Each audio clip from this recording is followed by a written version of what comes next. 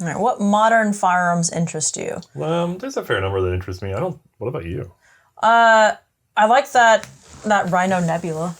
May likes the Rhino, the underbarrel revolver, in the dumbest Dazzle paint, or what, the Lisa Frank looking. It's got to be in the 6-inch barrel though. The 2-inch and the 4, not quite the. Doesn't is quite. The 6-inch the big one, or is that the normal one? I'm pretty sure that's the. Whatever the long barrel is. She likes the long barrel Nebula. Yeah, that one's amazingly terrible, and I want to shoot it. I like a number of post-war, I guess, is what he's referring to as modern. So that's the most. That's pretty much it for me. I'll really keep an eye on the modern stuff. At some point along the way, I bought a foul before they went sky high. Fouls are cool, and I really like my foul. I like your carry handle on yours. We're looking at it like they can see it, but it's over there in the corner. I like my foul. I just mentioned that I was playing with the 686, and that was a lot of fun. And then, to be honest with you, I've been really curious about accessories market stuff. There's a gentleman that's a collector of that stuff, so I've been emailing back and forth with him a little bit. Mm-hmm. Thankfully, I don't need to own a lot of it. I'm just kind of vaguely interested in it and how it leads to the modern, like how it steps up. Yeah. Because I think it's become less of it's now becoming a historical point. I think people are starting to realize how far away we are from the 80s. Mm-hmm. You figure we're as far from the 80s as the 80s were from World War II. Yeah. So... we're collecting World War II in the 80s was like, I'm collecting the old stuff. I'm collecting World War II. And now if you say you bought anything 80s, people are like, it's pretty modern. And you're going, no, not really. Yeah, which is interesting because you think technologically with the jumps, we would think we were further apart because of all the digital revolution. But not really. No, we think we're right there with it for whatever reason. Maybe it's just because the generation doesn't think they're getting older. Yeah. All right, let's see. This one wasn't a question. He asked us to share a picture of your library. So we don't really take a picture of the books, but... in every episode, if you look in the description, it has the additional reading list in which there are the books that we reference. Those are the books in the library. Well, I think somebody just wanted to see the collection of books, but the problem is, again, 1,200 square feet. The library is a series of probably like 6 bookshelves spread out. I built another pair to help get it under control. There's also there's a bunch of storage stuff. Like there's stuff. Also magazines, a lot of magazines. There's periodicals that are boxed and labeled and put everywhere. Actually, part of the new studio, I can say, part of the new studio, I'm hoping to store on the other side more books. I'm talking just a big wall of books because we have tons of material. We also have a large digital collection. Oh yeah. I can't share with you. That would be a copyright problem, and we live on copyright. But unfortunately, I can't. I'd have to go around taking pictures. He's just saying share a picture of the library. I think he's just wanting to see it. Yeah, but I'd have to take pictures of my house. Oh, yeah. I like you guys, but there's a limit. Like, I don't want to show you guys my whole house. But if you are curious, like I said, in each episode, we do say what books we are using for the episode. And those are the books we have to read, and they're therefore part of our library. Yeah. What is your favorite black powder long gun? ? Sorry, I realized I didn't end that. I ended the tone poorly, so my bad. Burgundy? that. I was saying it before. I like the Vernal. I think that really is super fun. Flipping that, back and forth. I actually think preferred black powder. Wait, does this say gun? Yeah, long gun. Long gun. Okay. Specifically a long gun. Never mind. There went some of that. What are you gonna say? Oh, that's with 78 revolver. I know, you love the 78. I hate the 82 because of the grips. No, I don't like the 82. That hurt your 78 hand. was better. I don't know. How could you...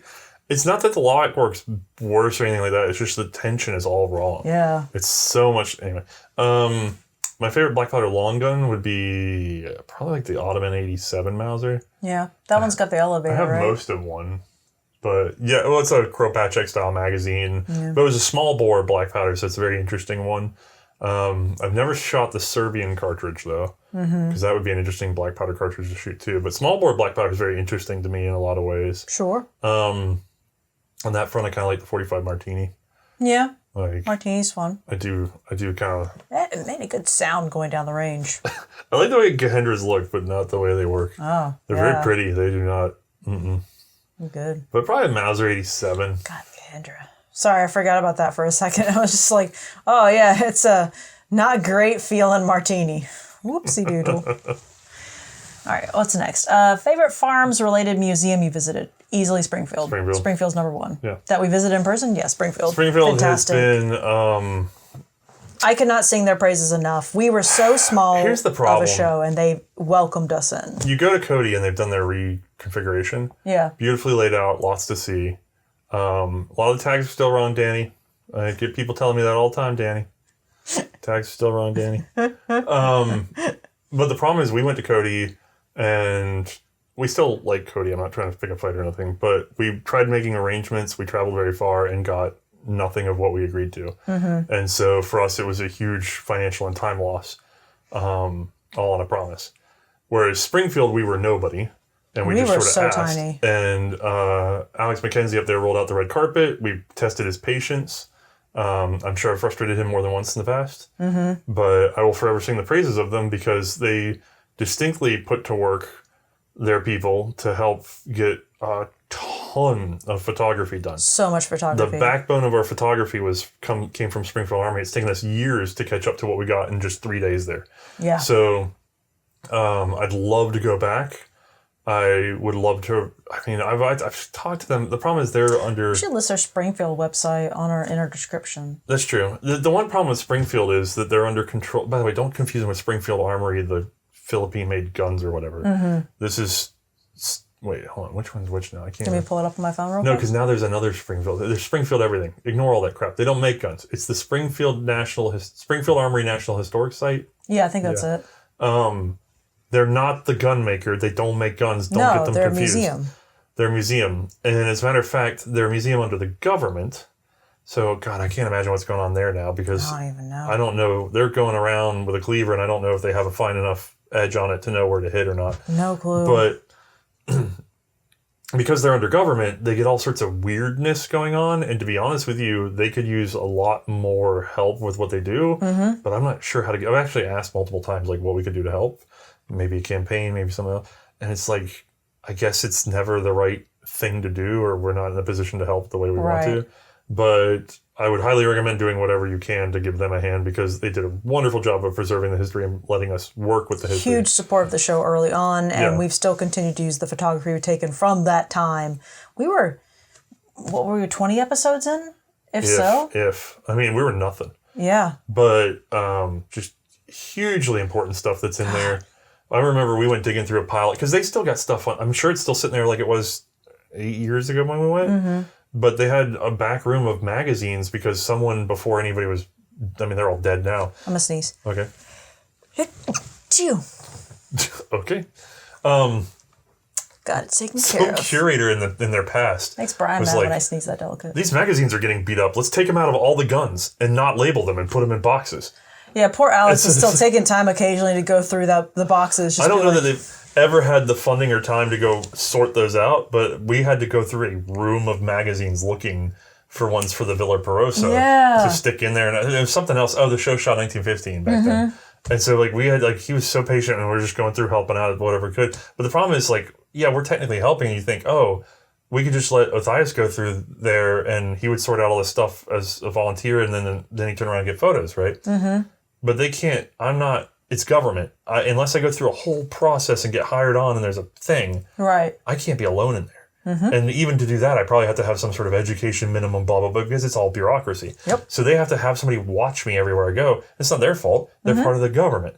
So like, that's just how it is. Yep. So they are stuck with a bad, they're stuck with bureaucracy, right? Yes. They're stuck with bureaucracy. And they still were accommodating. So extremely nice to work with them. Yeah. But, lovely place. All right, what do we got next? Do you accept donations of firearms, ammunition, and accessories? Yes. Yes. So this is a hard one because we are so sensitive. Right now, we're actually probably safe to talk about this for the moment because everything's kind of trended to this other direction and we're fighting about other stuff right now. But in the past, there have been all sorts of freakouts from talking about marketing or purchasing or using or whatever firearms and ammunition. And because we are primarily funded on Patreon, if that platform gets mad at us one day, we're effed in the egg. Oh, yeah. Because you guys might come back, but you're not going to come back in the same numbers like you think you would. It would represent probably more than a 30% funding cut, and we couldn't even survive that. Right. So, I mean, we could be bankrupted in a heartbeat just off of that. Yep. So we always have to be careful about saying if we were to use funds one way or another. And we also have to be a little careful about saying that we would accept donations. I would love to have a nonprofit. And people have floated this by me, but the problem is I've also found that almost every nonprofit I've ever heard of ends up being taken over under a hostile takeover. Because you have to have a board, and then it's hard enough getting May and I coordinated together. No matter what board we form and no matter how much we trust them, it's likely to be usurped at some point by somebody changing their mind or taking some pill, you know what I mean? Like psychologically, not a You're right. literal No, pill. I understand. But it's dangerous to do nonprofit. I wish, however, we could, because I would straight take donations of arms and then either put them into reference. If you ever have any questions about that, you can go to I'll put a link here, C&Rsenal contact, and pop us an email. Now, we've had a number of donations. There was a gentleman out of Canada with the handgun concerns going on up there. And frankly, I don't know if anybody else, I don't know where the handgun situation is right now. But when it was real spook, he went ahead and sent down an antique. So thankfully it was just an antique. But it was a Smith & Wesson number 3 New Navy style, right? Yeah. Double action. But it's what they called the Favorite, which is a very rare version of that gun. And so he's like, yeah, you're the revolver guru. I just want this to go where it's going to be safe. And it's going to be appreciated. So that's actually sitting aside. I'm going to use it for an episode when we get around to that because I do want to do the double action Smith & Wessons. They're actually very interesting. Yep. The problem is I have like 3 of the regular ones that in various states of disrepair. And all of them suffer from an underset sear issue that wears out very quickly. So all of them have the same problem, which is they basically need to be welded on and refiled. Oh boy. Just to make one good working one. And so we thought we had one running, but we went to go shoot it and immediately tied up. So I've got to go back and figure out. That was a terrible shoot. I might have to chamfer the ammo and do some other crazy stuff, but we're going to see if we can get that gun running. But if we can, I'd really like to do that episode because it's a very fascinating story. Very good question. Yeah. Would you like to do a drilling? I have one that you can borrow. Which drilling? If it's just a drilling, probably not. I know there's a Luftwaffe drilling, so at least that would have some connection to what we're talking about. Let's see if I can bring up which one. Oh, he doesn't clarify. This is the whole question. Sorry, I did put the whole question there. If it's just a commercial drilling, probably not. Like there's a number of commercial arms that go in all directions, and to be honest with you, I'm not going to be able to give a full history of them because a lot of those have their roots that are so anomalous, you know, like somewhere in the roots of history we put these two things together. Yeah.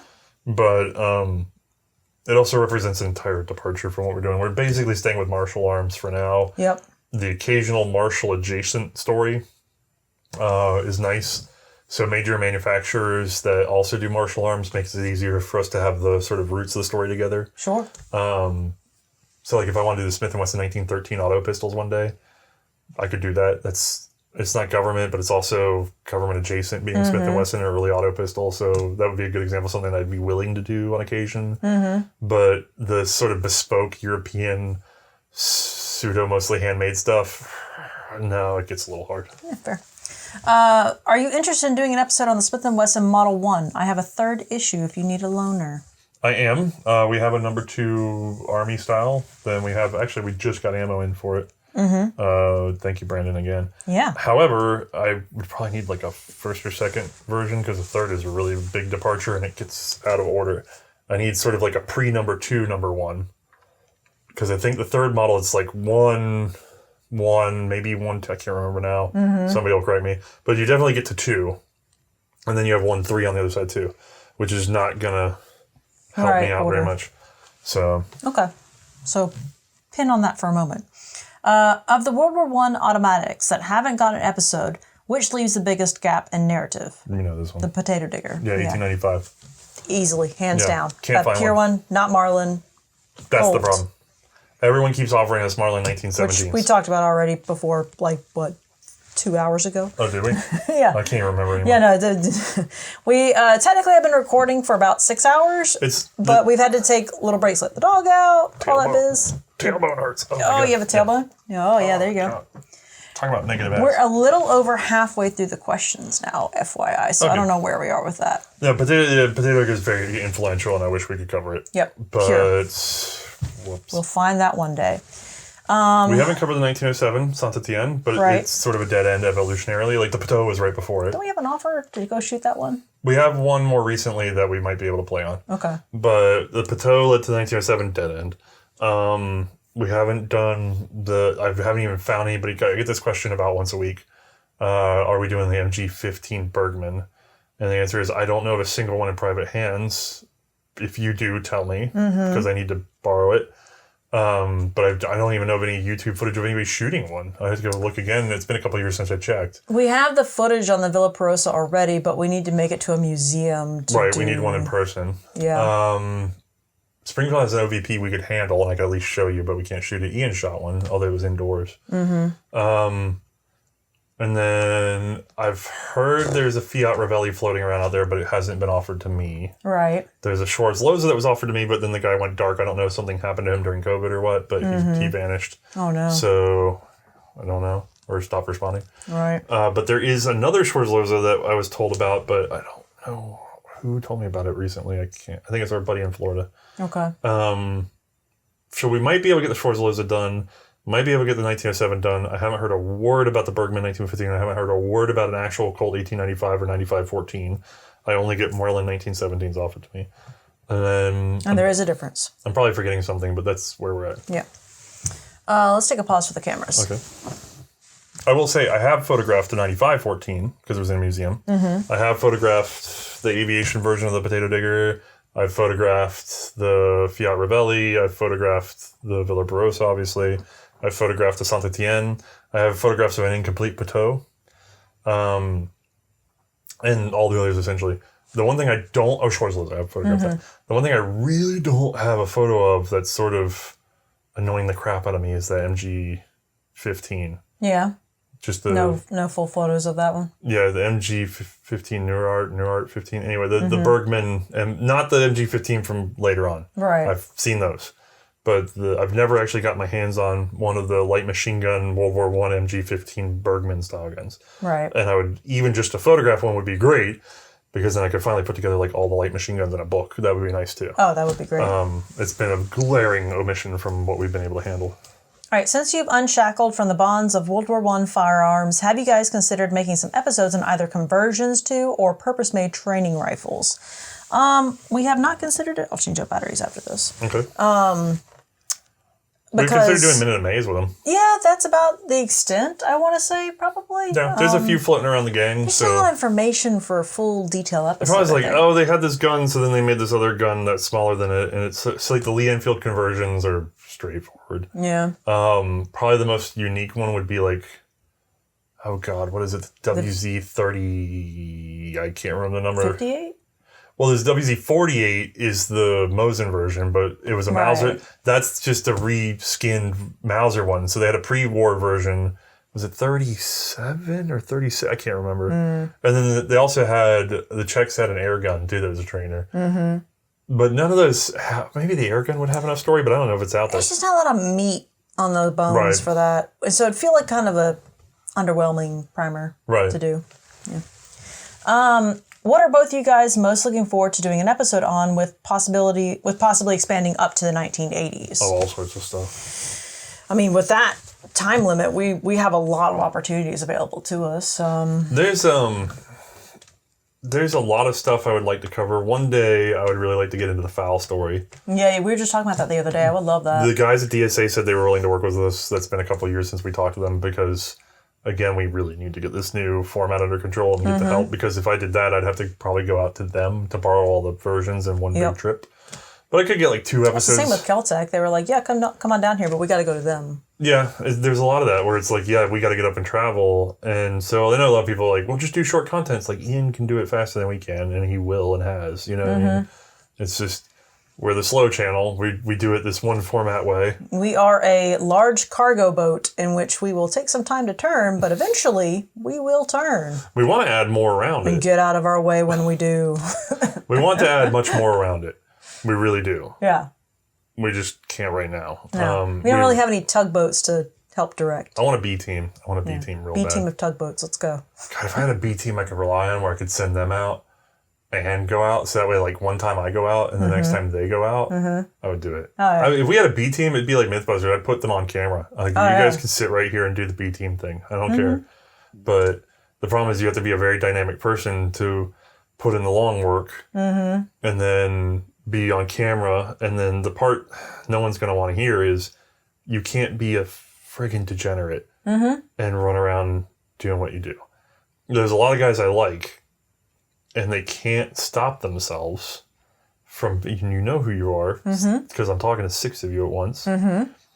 They can't stop giving into their internal compulsions. Yes. And the problem is you have to be an everyman for everyone that is approachable. I am Othias right now talking to you on the screen with May. We don't share in-depth bodily functions. We hint at them so that you know we're human, but we don't talk about them. No. People always want to ask about our relationship. We refuse to disclose that, like, one way or the other, because that invites another layer of getting too personally involved in what is just a presenter for facts. The Q&A and the podcast are probably the most personal. The podcast might be slightly more personal, but the Q&A is the most personal, publicly available information. And it's humanizing to a degree, but we're still not...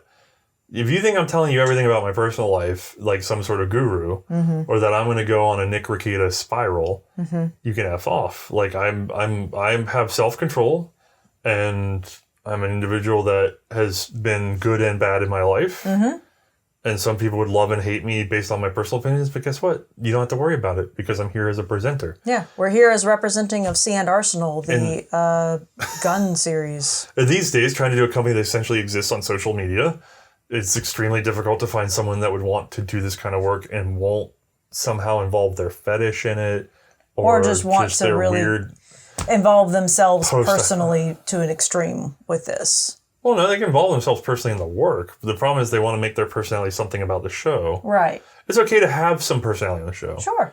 But you don't see me forcing my dark humor onto things publicly. People would really hate that. Some would really like it.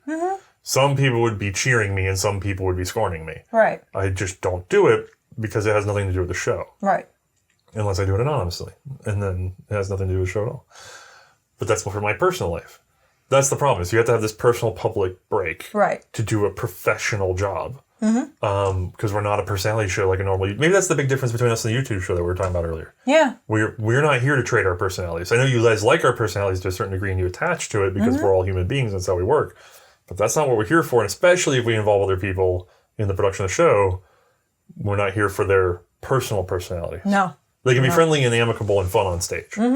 But you really have to swear off of going and, like, you know, playing off together on the internet. Oh, yeah. I agree.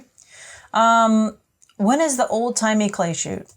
I wish. I have no time to organize that. Yeah, that would be that was something that I think we mentioned offhand that I would love on a to do. podcast back in the day, an old-timey clay shoot, you know, period-appropriate attire, period-appropriate firearms and style. If someone wants to host amazing. one, oh my God, if a sporting clay place wanted to host one of these, but boy, it'd be tricky to do right. Yeah. It'd be really fun to do an old-timey clay shoot with, like, period wear and everything. Limit it to guns of the era. Limit it to, you know, do a cutoff of like 1930 or something for the clothing. Yep. That'd be awesome. That'd be just beautiful. to go out on a nice day and just everybody dressed nice and just shoot some clay and hang out and have like food stands or whatever. But the problem is the minute you do food stands, you're going to lose it. Yeah. Because they're going to use modern whatever because that's what they can get. I know, it's kind of a mess. I don't know how well you could do that. Aside from May's favorite T-Gewehr, are there any especially large caliber firearms you would wish to look into in the future? You already looked into the T-Gewehr. What? You said other than that one, but we already looked into it. Yeah. The boys would be fun. We've already shot one. Yeah, boys. We technically have, but we didn't film it, unfortunately. But we have shot one. Digging around. Yeah. Although that one I think got sold off, so we'd have to shoot another one. That's fine. I'd like to do like a Lottie.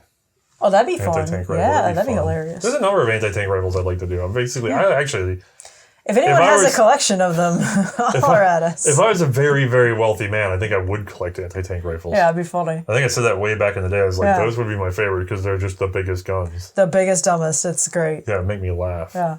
Just like, this is my collection of nothing but 25 ACP vest pistols and tank guns. And that's all I got. Yeah. That'd be funny. What? Almost 3 years since the hullabaloo over that Galilean optical site that cost a king's ransom. What happened to it? Still exists. Still exists. So for transparency's sake, I tried to do a fun thing. You did.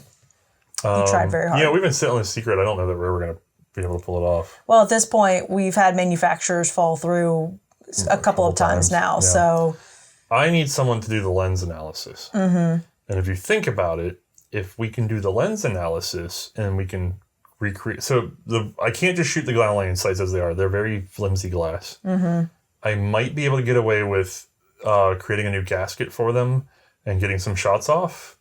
But if I do that, it's still risking damage to them, even with the gasket. And once they're gone, they're gone. So my hope was, and I was working with someone at the time, but unfortunately not on their fault either. Their person fell through. We were supposed to have someone who was an optics expert who let us down. Right. We were trying to make some sort of polycarbonate version of these because once we did, we could duplicate this phenomenon in several ways. We could have duplicated it both in a historical reproduction, which we were hoping to do, which I'm now saying publicly, sorry. I mean, at this point... I might as well just sell them and get my money back out of them, I guess. Right. But the hope was that we could do... I mean, we have some wonderful photography of They're them. very simple mechanism. They can be made in such a way as to not disrupt a standard Lee field. You would have to do a little bit of hand fitting yourself because of the nature of Lee. We probably should do at least a small little special episode with them. If anybody thinks that they can solve this conundrum... you're more than welcome to tell me in detail how you would solve it, because I'm not just shipping them out to you, sorry. But if I could replicate these, I thought, A, we could just make a reproduction. And that would be a fun product to bring to market. Yeah. And then B, it'd be kind of cool because once you have the sort of optics figured out of it, you could then make like pick rail versions. You could just make fold up Galilean sites for ARs. That'd be funny. That'd be hilarious. Yeah, I think a lot of people would actually find that really funny. So, unfortunately, it's been so long. I've been sitting on it for so long. At some point, I'm probably just going to have to do something, either risk shooting them or just do a desktop version of it. I just hate to do something that cheap. I know. It's such a big investment, but I just don't know that it's going to pop. Jonathan Ferguson, by the way, deserves credit for being my middleman on that transaction. Oh my God. I don't know why. They wouldn't ship them to me from overseas, even though they're just lenses. Yeah. So Jonathan had to step in and receive them for me. Jonathan Ferguson over at the Royal Armories get us a solid on that one for shipment. He had them for days. And he goes, wait, how much you spent on these? And I told him, and he went, why are you telling me that to begin with? It's like, I want them out of my hands. Get them out. Like, I don't So they came in, and they came in like the most delicate wrapping. I don't even know where he found a Trichicon box from, but he had it like bound up carefully in a Trichicon box. Yeah, he did great like, for shipment on that. This is the funniest thing. Do you want your box back? Anyway, that's the story there. Yeah, super good. I would still like to reproduce them. And I have a guy that could do the metal part of it. We really need the lenses. Oh, apparently someone also asked for an update on the repro. Apparently you talked about that at some point. So you could shoot them. Well, I talked about the fact that I wanted to redo the lenses. It's not been a secret that I needed to get the lenses made in polycarbonate so I don't ruin them. But long story short, we had them analyzed by someone who swore there was the rear pane was just glass, but that's utterly insane. We tried emulating it. Optically, you can see there's something happening. No, there's definitely something that they must have not been using their equipment correctly, or they were not prepared for a different kind of lens shape. Well, to be fair, it was pretty much discovered by the person in charge that yes, they were using things incorrectly. Oh, okay. Well, anyway, that's on hold currently. Hopefully somebody comes forward because I would really like to do that project. That'd be a great project. Any update on the modern 351 Winchester project you were working on? I don't remember that. Working on a project. I think it was just something you were. I just said it'd be funny to do. Yeah, it'd be funny. I wasn't working on it. This ain't the AK guy. I very secretly worked on a thing and then it turned out to go nowhere. Actually, I very secretly worked on several things and they've all turned out to go nowhere. Yeah. It's very hard to secretly do things. Hope you're all well. Are you going to do an episode on the FN 1906 vest pocket, and other 25 caliber pistols? Unlikely. Would be funny. No, I mean, I'm not against it, but it just 25 ACP is sort of at that low end of getting close to just doing 22s and stuff, and there's not a lot of history there. It's it's really just like a collector's commercial view of something, and then we Sure. get caught in the whirlpool of doing that. Yeah. So, Fair. I don't hate the gun. I just don't know how much I can really get out of it. Any chance we can get a video series on older flintlock military arms like the Brown Bess? Yes, that's in the works. That is possible, yeah. Would you ever consider going on a trip to Canada to do an episode on various Chinese military arms that are in Canada? I'm having a hard time imagining what you guys have that we don't have other than the modern stuff. And we don't really do the modern stuff. And then also the same thing we said before about travel right now. Travel is brutally hard for us right now.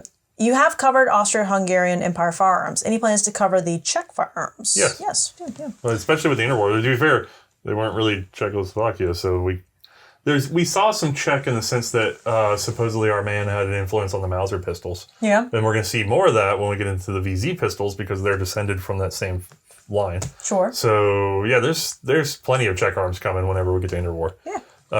That's going to be like studio change handling. We're really close to studio change. Essentially, we may shut down the show for a month just to force that To finish it out this spring. Yeah.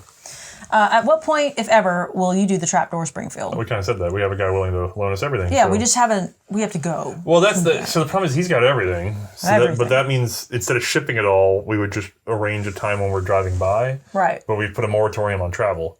So whoops. Although, does he have shootable private land that's owned by him? No, we would borrow it. And then we drive by. it. Usually we drive by him about twice a year. Okay. But now we're not driving by him at all. Right. So Whoopsie-doo. yeah, it's just going to be one of those things. Would you all be willing to do videos over the flare guns of all the world wars? No current plans on that. No flare guns. No. I'd be interested. They're neat, but it's just... I mean, I think they're neat. They're neat as hell. Yeah, it's just not... It's a whole other market. Right.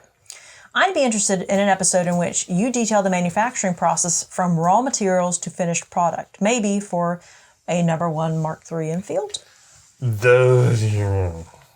So, that'd be a lot. That would be a lot. To get it right, that'd be a lot. Yeah. And I could do a bird's eye with someone like Springfield, because Springfield has all their forgings and their tooling pictures and stuff like that. So we could do something like that. You kind of did something sort Tao of. and I talked about it, and some of the materials engineers guys got mad at us. Yeah. Or the production engineers. Oh, right, because y'all did the making Well, because we're just sort of vaguely talking about it. And whatever we're the not, video was. Yeah, and we're not that familiar with the tooling. So we were getting yelled at a little bit. But I will say, if anybody out there is like a production engineer or whatever you would call that. I don't know. I don't know what the modern version of that is. They would just been a foreman or something by then. Sure. Or production manager by then. But if you're in that class of person and you'd like to redo that video with me, that would be fun. That'd be interesting. Because what I can do is I can just hand you all the footage that we have for, let's say, the BAR manufacturer, because we have a ton of that. And 1917 Enfield manufacturer, there's a ton of footage of that. And I just have it. And it's pretty good stuff in resolution and stuff like that. I can turn it all over to you. And if you can make sense of it from start to beginning and explain it to me in a way that we can work through it together, and you have the credentials for it, then I'm sure we can sit down and come up with a way to have sort of an audio narrative about it and show this process through. I agree. Or to hell with you, if it's a good episode, I'll probably just, if it's somebody I can work with, I might just fly them in and sit them in your seat and we'll just go through the thing and do it as a special. I'd be willing to do something like that. Yeah. The problem is it would require me to learn a whole other field in detail before I could take it on, and it's just too slow for an every other week show. Right. So yeah, that's fair. Let's take a pause for the cameras if you don't mind. All right, next question. Have you considered doing a series on how smokeless powders impacted sporting cartridges between its introduction and the middle of the 20th century? That would be a lot. But no, I don't think we consider doing a series specifically on smokeless powders. It's actually fairly in parallel with the, because, I mean, you have the legacy stuff where it's like, oh, we'll just switch over to smokeless. And then you have the dedicated cartridges, but they kind of parallel the military where it's like, hey, we can get away with this now, small bore. You know? It really just sort of shrinks everything down and you end up with jacketed projectiles. And then you have to come up with ways of getting around jacketed projectiles performing poorly on hunting targets. So then you develop all sorts of other stuff, which then is not allowed militarily. But I'm not that deep into it, to be honest with you. That would be a big project that's outside of my range. But you'd also have to do, if it's a cartridge focus, I don't know. I don't know that I one think cartridge. it'd be a lot. Other than 3030, I can't think of a cartridge that truly dominated the market. That wasn't a military cartridge that got handed down. I'm trying to think of like, there's popular ones. Yeah. But I'm trying to think of like dominating the market. Sure. Okay. Hard to say. Since the new studio is going to be a thing, does that mean you'll be able to do live shows on Player again? Probably not Player. No, they haven't answered our tech support request for 2 weeks, so... Yeah, I'm a little bit worried about that. Yeah. So I'm going to follow up with that one. But we'll see what's going on there, because we haven't heard back from them in a little while. Right. But no, we're... YouTube's not going to let us handle live. Rumble is an alternative platform that people like to do lives on, but it's never enough to support the effort. The Twitch streaming, I think you are allowed to handle guns on Twitch streaming as long as you don't do anything violent with them.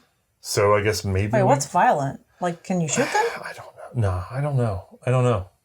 People have been handling guns on Twitch streams, though. Okay. So we could do something like that. I would like to set Bruno up to live stream his first teardown of everything for animation, because that would be funny. Bruno's mumblings are profound and always interesting. Yeah. Yeah. Let's see what else. What are the oldest and newest firearms you would like to primer? I think we talked about this before, so we're willing to do like percussion era all the way up to the 1980s, essentially. Right. We don't really have a back end currently set, I'm not above doing like a handgun if I can do a good episode. Well, that'd be on interesting, yeah. And then newest, I'm going to cut off in the 80s, I think. Yeah. And even then, it kind of depends. What I don't want to do is I don't want to hit the live wire of still living, still arguing, whatever. And everybody goes, oh, but you can interview the guy and blah, blah, blah, blah, blah. But the problem is, many times inventors are their own unreliable narrators. Like, people are not perfect. They don't have perfect recollection. They also are worried about maybe marketing something, or they've been marketing it for so long, that's what they say now. Yep. Or they have a legacy fear.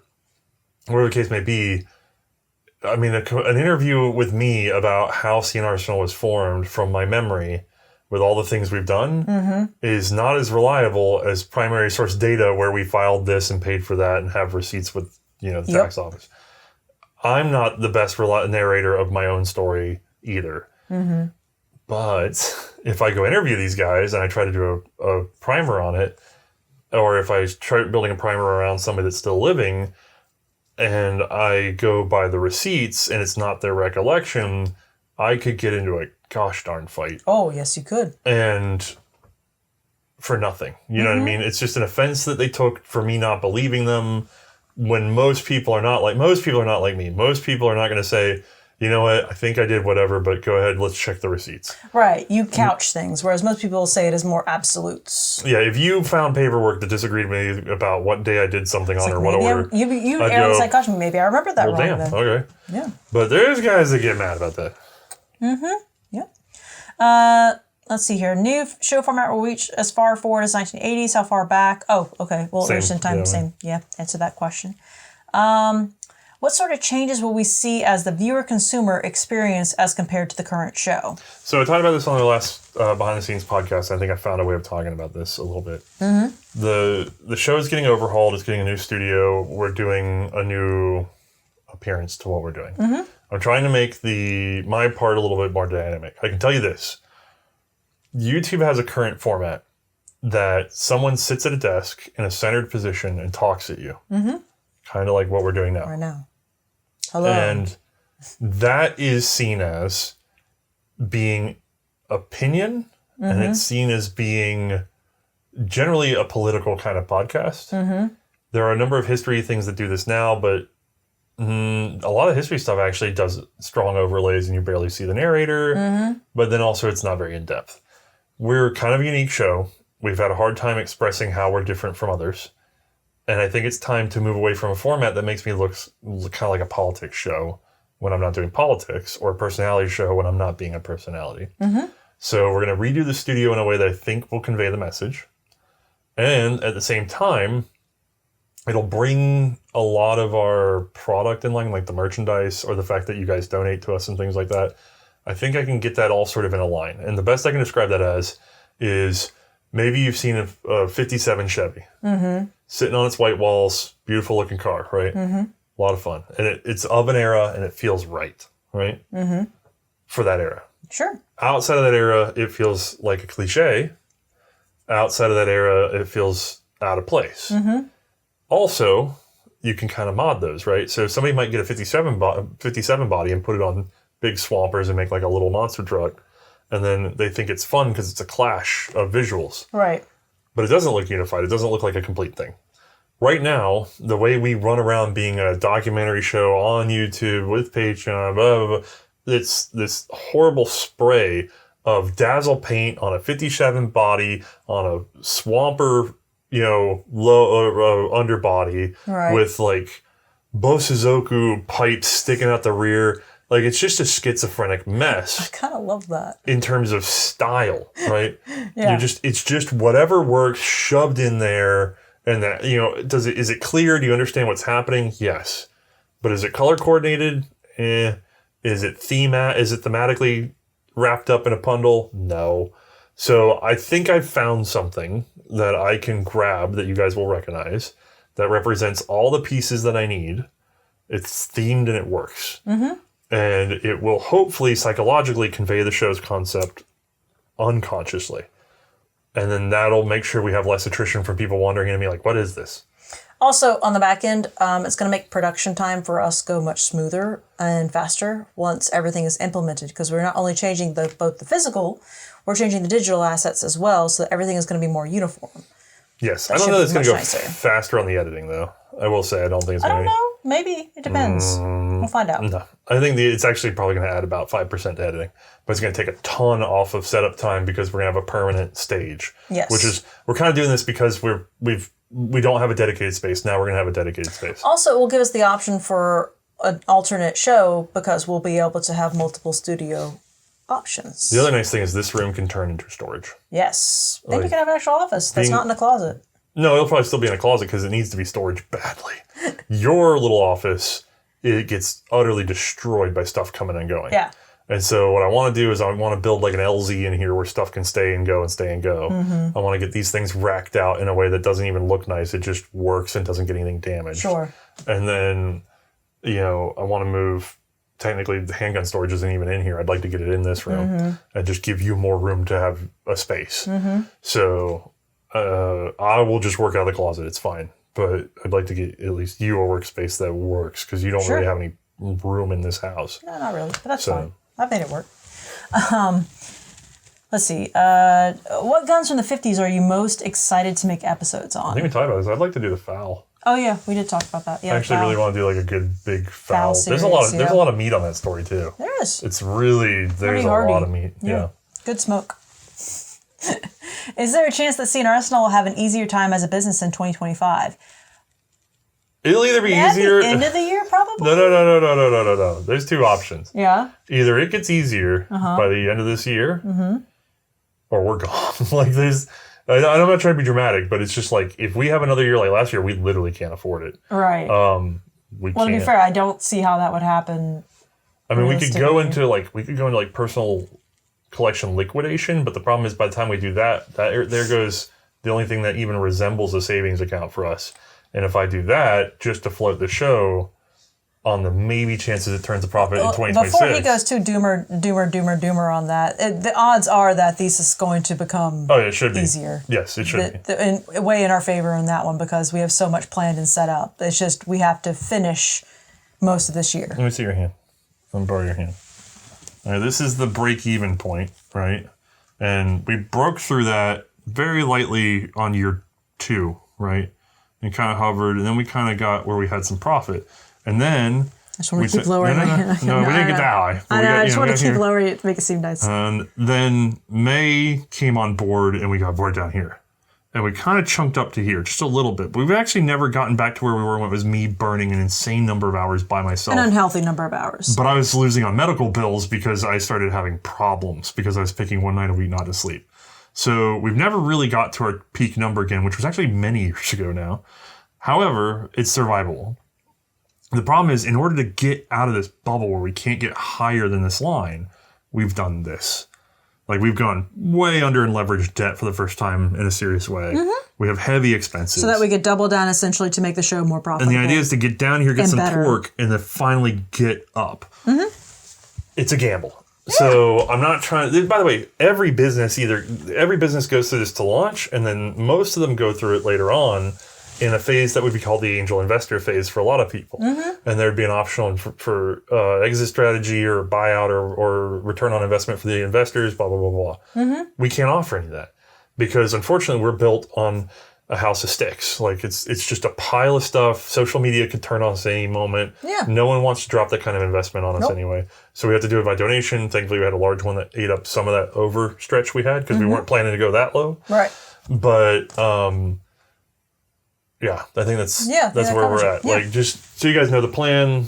That's what we're doing. Yeah, we're going hard at it this year, guys.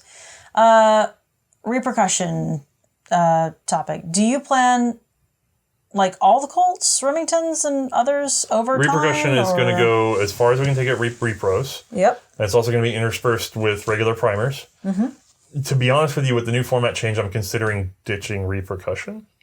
When? Not that we won't use reproduction, but just that we'll stop labeling it as a separate thing. Oh, okay. We might just go ahead and use the reproductions as regular, because that's what we're doing anyway. Yeah, we just called it something different with a different little intro. We just wanted to do that because it was a lot of fun for people to play with the Repro Colts. And we're also, by calling it repercussion, we can stay in the Colt series. So I think the plan is to I'll probably keep using repercussion until we get to that felt so good. I'm so sorry, camera. We'll probably use repercussion as a title until a Colt 1860 just to keep it in a bundle. But then I think after that, we'll just start doing those episodes and we'll just say, hey, today we don't have the original piece, we're using a reproduction, but follow along with the story because it is kind of silly that we rebranded it something else. Also, thematically, we really want to get onto one theme when we go forward. So that's why it'll probably just turn into a regular episode. Yeah. But no, I'm going to cover everything. We have Colt. If anybody has like a transitional Remington, we have a Remington Beals offer. We have a new model here. The reproductions are always new models. I don't have the Elliott, and so if somebody has an Elliott to loan, that'd be great. There's some stars. If anybody's a big star collector, I'd like to do the stars, but I'd like to be able to have the samples here. Yeah. Just stuff like that. You guys get the idea. Yeah. If you have percussion revolvers, especially, let me know because that's an easy story to tell. But as we get more stabilized, and if we can get the growth we want and get some help in here, I'd like to do Civil War carbines and things. But those of you guys that shoot that stuff know there's a fair bit of attention that has to go into the ammo. I can't put Suze on that all the time, and to be honest with you, she hasn't been as available anyway. Right. So we're going to need help just to be able to pursue. Like, I want to expand the Civil War carbines, all sorts of stuff. But the hand loading aspect gets to be really annoying and tedious. Yes, for the rapid changeovers that we're doing. Can you do a tube series? Do the World War II post-war tube SMGs like Sten, M3? Yeah, 40? That's all going to be part of the World War II expansion. We actually we have a fair bit of access to those. Yes. Those are readily available from a number of sources, more so than the World War I stuff. Yeah. So that'll become a lot easier. After the SKS, are you planning to move into the future Soviet arms? Yeah. Especially if I can get a hold of it.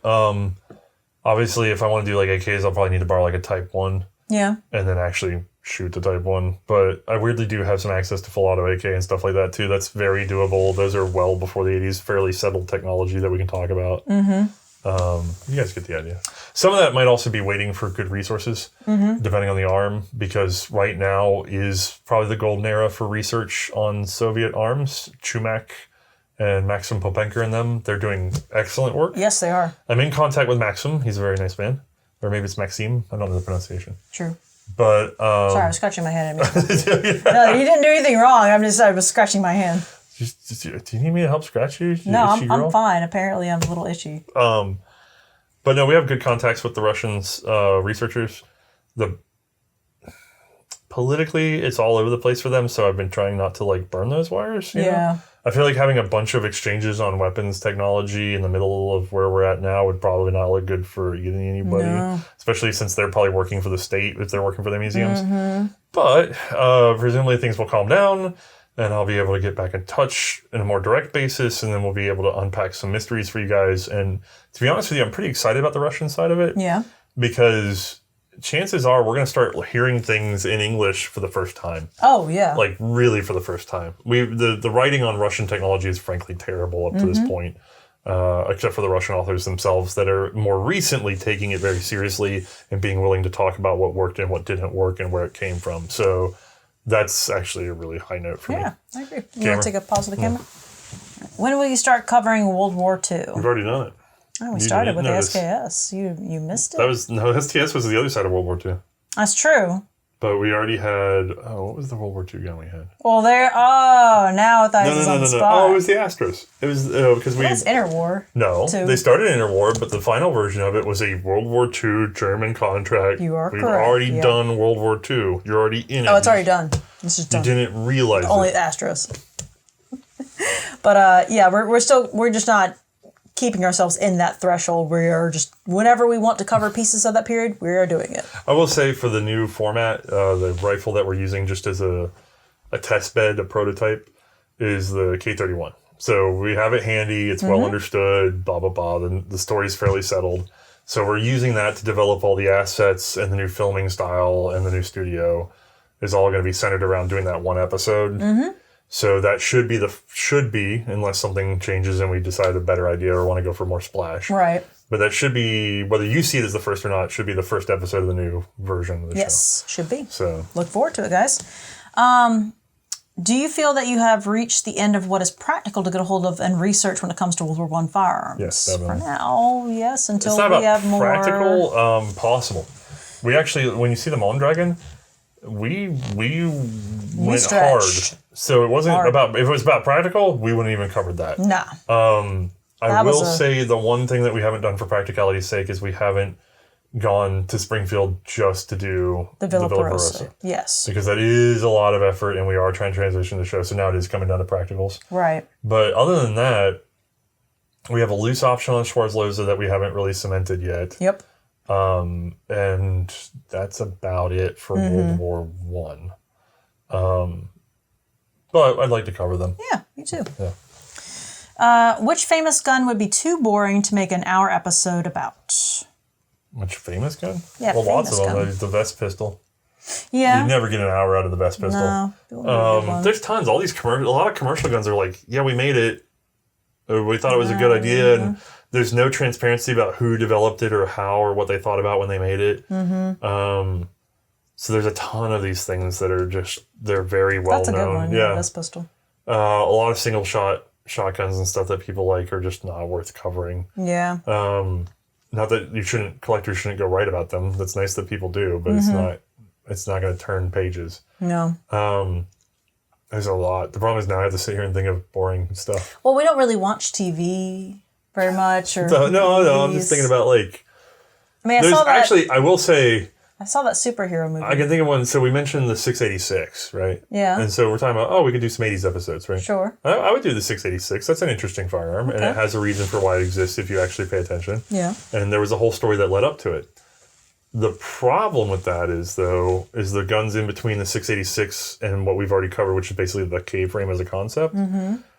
It's almost like you would have to redo the K-frame, do an episode on sort of all the L frames, to just be like, oh, look at all these and where 357 comes from. Sure. But then you have all of these very similar Smith & Wessons that are in that sort of either K or L frame bracket. Yep. And like you could just run through them. If you did all of them together, they'd be interesting. Well, in 2 episodes, the K and L. Yeah. But they're not going to be interested. Or wait, is it in the wrong frame? It doesn't matter. You get my point. Alphabet soup. No, I just forgot. I can't remember the frame sizes all of a sudden. J? No, there's a J. That's the smaller one. But I'm thinking of the it doesn't matter. F. Stop talking. I hate you so much. I know. So, my point being is, you would have to condense a bunch of those into just sort of like, this is the family, and it erupted in these directions. Because if I just do every variation of the K-frame gets another episode, oh my God. Yeah. And to be fair, now that we understand revolver actions, I'd like to really go back and redo the Spanish episodes, because we did the Colt Army Special combined with the Spanish copy, and we did the K-frame combined with its Spanish copy, and that was really just a terrible way to do that because it turns out the Spanish copies are closer related than they are to the original thing that they're copying. Yeah. And we could have just done a whole thing on that. So those episodes are probably going to get taken apart in a way that I'm frankly not sure how I'm going to replace their order number the right way. Yeah, I'm very sorry then. Anyway. What was the occasion that y'all got to shoot the Ultimax? Actually, that one was Ian. Yeah, we just went up to shoot the Villarosa. And then it's in an Ian video. How do you not? It's not even in our videos. Yeah, no. Actually, do we even have footage? I'm in Ian's video of the Ultimax. Do we have footage of you shooting the Ultimax? I think so. Yeah, I think that was Ian's video. I don't know. I don't think it was ours. But anyway, I shot it in Ian's video. Yeah, that was really interesting. It just Ian gave us the opportunity. It happened to be there when we were filming the Villarosa. Yeah, definitely different. And there was actually an MG13, not the Bergman, the other kind. And that one didn't run that day. And Ian broke it. And I saw it. So there's an MG13. It was having chamber problems. So I ended up having to get the chamber polished, which is fine. It's just it wouldn't run for us that day. Right. And if I had my power drill, I could have fixed it. Because I would have That's before we were taking our equipment everywhere. No, I took everything except for I didn't take a power drill. I didn't think I needed a power drill. Yeah, that was before we took it. I tried scrubbing it and it got a little better. But my favorite part of that whole thing is it has that double mag. Yeah. And I remember Ian's like, this is so slow. Why don't we just like lock this out and just shove them in there? And I was like, I don't think it wants to do that, dog. And so he's like, it's just like winds it up and starts dumping rounds in there and lets go. And it just goes, and there's no getting the rounds out. No. And then like the guy from the auction house. Pull it off and our friend from the auction house, because I don't know what his name is, looking at it going, and Ian's going, and I went, well, there's screws. And I had my full kit with me. Yeah. Everybody else is nice like, screwdrivers. we all flew in here and we didn't bring stuff. And I'm like, I have a full gunsmithing kit here, so other than my power drill. Yeah. So I had to he goes off the film and I'm just like disassembling this thing under pressure in a field, hoping the screws don't go everywhere. Because it's live ammo in there now. Yeah. I'm just going so I got it all up. So I took apart the MG13 mag. You guys would have loved this as a video. This didn't get filmed. Nope. And so I had to fish out the internals and get it and put it all back together. And I was like, all good. And I'm like, okay, thanks. Just make a messy and then wander off. I'll take care of it. It's fine. He's going to yell at you for that. I don't care. You can yell all you want.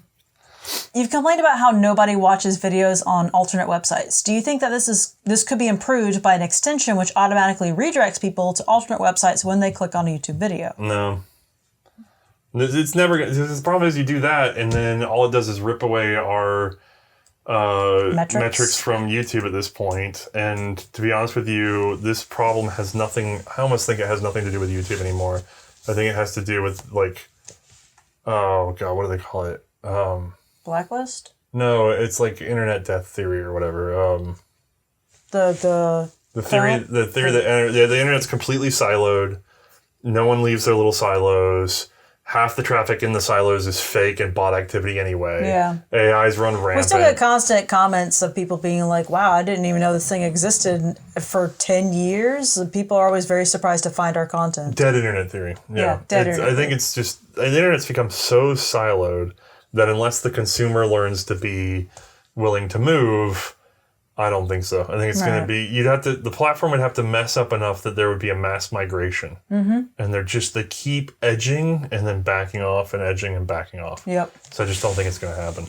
Is there any plan for Rob and that magnificent mustache to come back down from the Great White North and host an episode with you and May? Not right now. As a matter of fact, he's just now processing footage from he's a busy boy. 3 years ago? How many years has it been? Oh, God. Wait, hold on. Has we it been 3 years? filmed with Rob 2 or 3 years ago. When did I fall and hurt my back? I don't remember. I'd have to go look at the calendar, but it's been over 2 years. Yeah, I think so. And he still has that footage. He has a day job. He doesn't do this for a living. No. So this is in his spare time. No, Rob could keep you guys at the pace he's going. He'll run out of footage from what we did with him in about 8 years. 10 years? Yeah. Yeah. He has a lot of stuff that we did together, but he's doing it where he wants to go and get the historical context from the museum and set up his shooting demo. Right, so he still has to collect extra footage on top of what he did. There's only been a few seconds footage released, actually, if you really think about it. Yeah.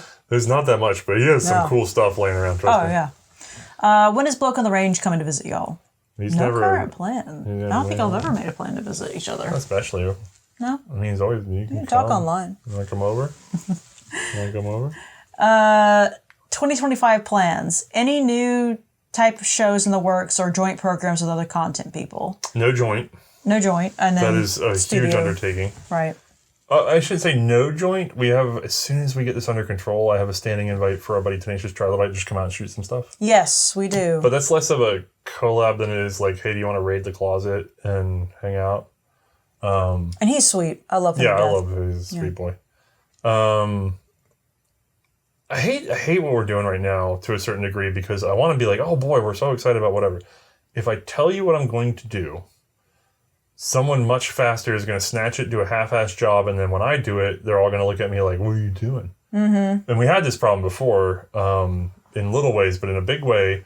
When we first started the show, we partnered with Great War. We filmed 1 or 2 episodes for them. I can't remember. Yeah. We filmed a couple episodes. We got them all, and it was a big rush. We got to go. And I'm like, okay. So we were not ready to launch when we did. So we had to rush to get the show started to match their schedule. And then we filmed it all, and it wasn't live the first time, I don't believe. And then they sat on it. Mm-hmm. And they sat on it, and they sat on it. And I'm like, what is going on? And they're like, well, the producers aren't sure about what... Yeah. And then they did a collab with Ian and Carl on something. I can't remember what it was. Yeah. Tertiary. Mm-hmm. And then they finally said, and this is like 6-7 months later. Yeah. And then like 2 months after that, they finally released our first episode, and we got so much backlash because Ian and Carl had already been on this show. Why are we on this show? If you already had Ian and Carl, why would you turn to this guy? Who's this guy? Right. And so we got a lot of bad start. We got a bad start because of that. Yeah, it was really rough. There was a lot of hate mail, a lot of people being like, who the hell are you? Why'd you steal this? I'm like, we were here first, but you can never explain it enough. And so the problem is, I can tell you, I'm looking to make I've told a couple of guys and they've laughed their asses off. As soon as we have this under control, hopefully by the end of this year, next winter, essentially, you'll be seeing it a year from now. Mm-hmm. I'm hoping, and I'm even gathering materials for something really funny that I want to do that is me acting, essentially. Mm-hmm. But it's going to be informative. Yeah. And they're going to be like 10 minutes long or less. Mm-hmm. And I'm really hyped. I can't say crap because if I told you the formula, everybody would be like, oh, I could do that because I have a weekend. And they would do one video like that, half-assed, nowhere near to the degree we would do. Mm-hmm. And then people would laugh about it because just the concept would be funny. Mm-hmm. And then they might do it 2 or 3 more times, or maybe it'd even take off. Maybe they make a whole channel out of it. Mm-hmm. But when I go to do it, even though it was the initial idea and I said it on here to the public and you could point back to it with a timestamp and everything you want, it's going to have no bearing on the zeitgeist. No. So I do have to be careful what I say. Yeah. Which makes me sad. But I have so many fun ideas. I have an idea for another Project Lightning, sort of. Mm-hmm. And the guy's willing to work with me on it, my buddy. Yeah. And it's really funny. That's really funny. And I have an idea for a 10-minute show. It's really funny. And we have the new studio, which is a really good concept. There's also one that may involve some guest stars. Yeah, that's the other Project Lightning might have guest stars. Mm-hmm. But it's all up in the air. We can't even tell the guest stars yet because we have to be ready to... We only got one guaranteed. Yeah, we did ask one person. In which case he immediately... Yeah, we've asked somebody to be the butt of the joke, and he was willing to be the butt of the joke. Absolutely, to the very end. Yeah. That was funny. Yeah. All right.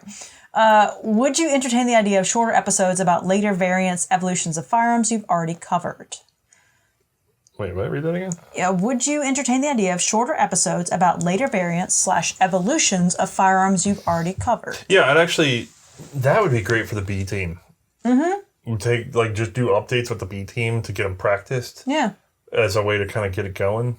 That'd be great. Yeah. The other thing is, I can tell you this much about the new format. I thought about it, and I haven't sat down and done this yet, because again, the K31 is going to be my experimental, and that's why I need to take some time off to do this, because it's a non-standard script, it's a non-standard everything. Right. But I want to design the episodes now. I script everything out. I know where our segments are. I want to design the episode where I can rip up pieces of the script and the flow still goes. Because, I'm talking and we show a graphic and you don't see my face for a second. There's a pause. Mm-hmm. Many times that's us resetting the camera or something. We don't do jump cuts. Well, if I design the episode right, I can sort of modularize what we're talking about and I can cut out segments of tertiary data that a lot of people love but not many people care about. And I might be able to make, using the exact same footage, the same episode only 10 minutes long or something like that. Yep. And so we might even do like an abridged version of the show. We're just not sure how to implement that, but I'm definitely going to start scripting that way so that we can if we get the option. Yep. I think it's a solid call. Do y'all plan to update the Gavir 8805 episode? Yes. At some point, yes. Technically, I don't own an 8805. They're not very expensive. It's like episode 16 or 17. It needs it badly, but also I can't. The worst part is I can't find my email. It's driving me a little crazy. I don't know how many people know the story. We did that episode. Put your arms down. I got this email from a guy. I do that because of the bike. Yeah. I got this email from this guy, and it was just massive, unformatted. Right. Full angry guy. Yeah, full of expletives. I mean, just expletives. Unbelievably, like copy pasta expletives. But it was just reaming me about the 0815 or the 8805s, and or even not even the 8805s necessarily, but the conversion to Spitzer. Right. And so he said he had observed hundreds of examples and taken all these notes and blah, blah, blah. This is me reading between the profanity. Yeah. And it's literally just insulting me. It was a very angry And the weirder part is he even said, I know which book you got it out of. He's full of shit, blah, blah, blah, because it was a very nice German book that we referenced that was very detailed. And it's the only thing written down about this gun. Sure. I mean, there's other stuff, but it's dead wrong. I mean, there's the Mannlicher books that are just awful. Just make him resurface by doing another episode on that with that book again. There's stuff that's just on its surface wrong, and then there was this book, so that's what I went with. And to my knowledge, that's still the only book. Nobody's written another one. So this angry guy has not written it. No, so he asserted all this stuff, and I said, "I'm sorry, where did you write about this?" I said, first of all, can we tone down the insulting me? You already identified that I went off this book. Can you tell me what book I was supposed to reference other than this? Because I'm just trying to understand, was there an article that I missed? Where is it from? Right. You know? And he, again, expletives. And it's just like, and the answer was I was supposed to ask him, who I don't know who the hell he is. No, and he doesn't have any articles published and all this stuff. And so, but he has all his survey data and blah, blah, blah, he says.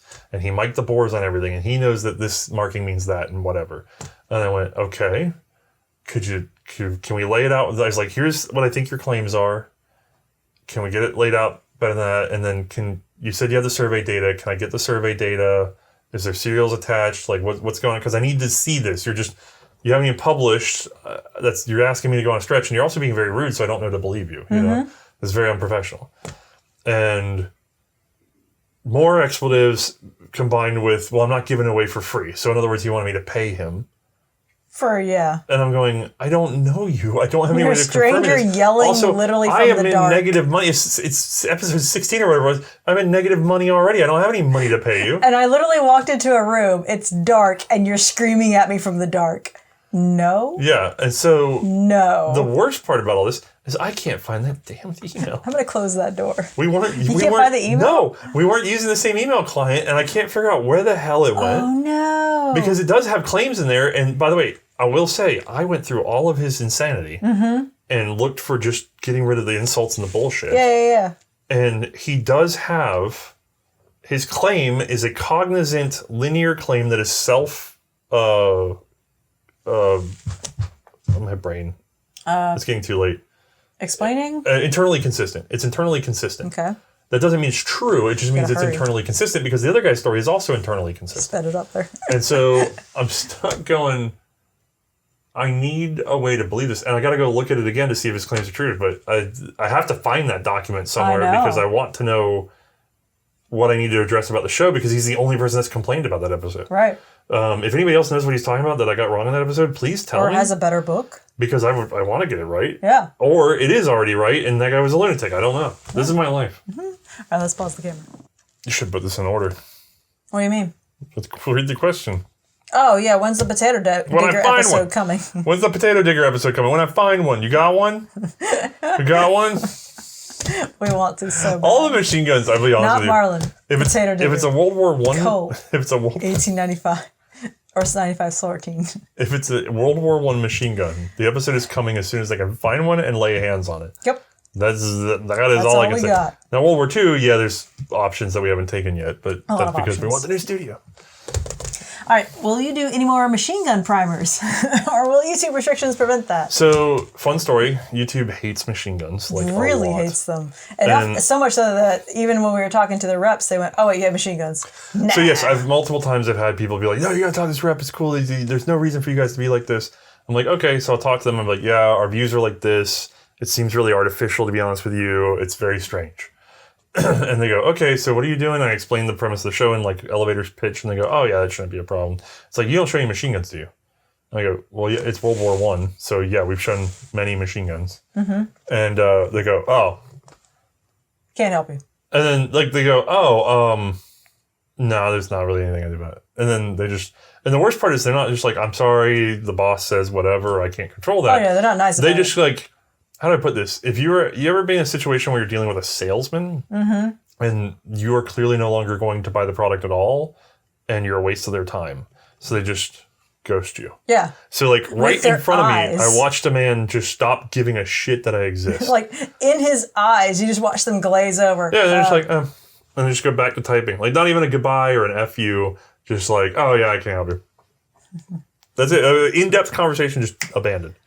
So it's happened numerous times, and it's a little weird because two of them have been in person. Yeah. So like, so you just get to watch their eyes just unfocus, and you go, "Hey, hello, still here." My challenge to the gun community is these YouTube reps that show up in person. They do not have your interest in heart. Oh no! They're just documenting ways to screw us later. Yeah, throw them out. Don't give them information. Don't let them in. They're not helping. They might help seeking information. They might help you for a minute, but in the long run, your numbers are still going to go down. Yeah. Throw them out. Yeah. Like they're not helping. No. They're playing bullshit FF games. They are. Any plans to do Mexican Mausers? Sure, if I get them together. Eventually, yeah. Everything is like pretty much eventually. The Mexican Arisaka would be fun too. That would be interesting. Will there ever be a C&Rsenal adjacent reloading resource for your approach when handling odd, poorly researched calibers?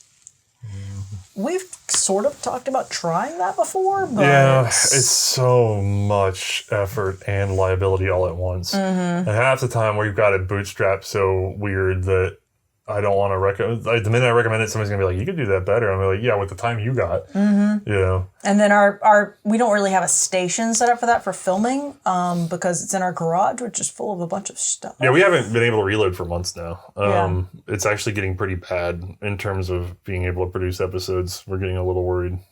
This is also why we need to take we might take 2 episodes off just to get the studio done so that we can go back to producing normal episodes because staging up for the studio production has wiped out all of our ammo loading. So it's been busy beavers, guys. It's really sad, but I would say most of the people watching this show have more square footage than we do.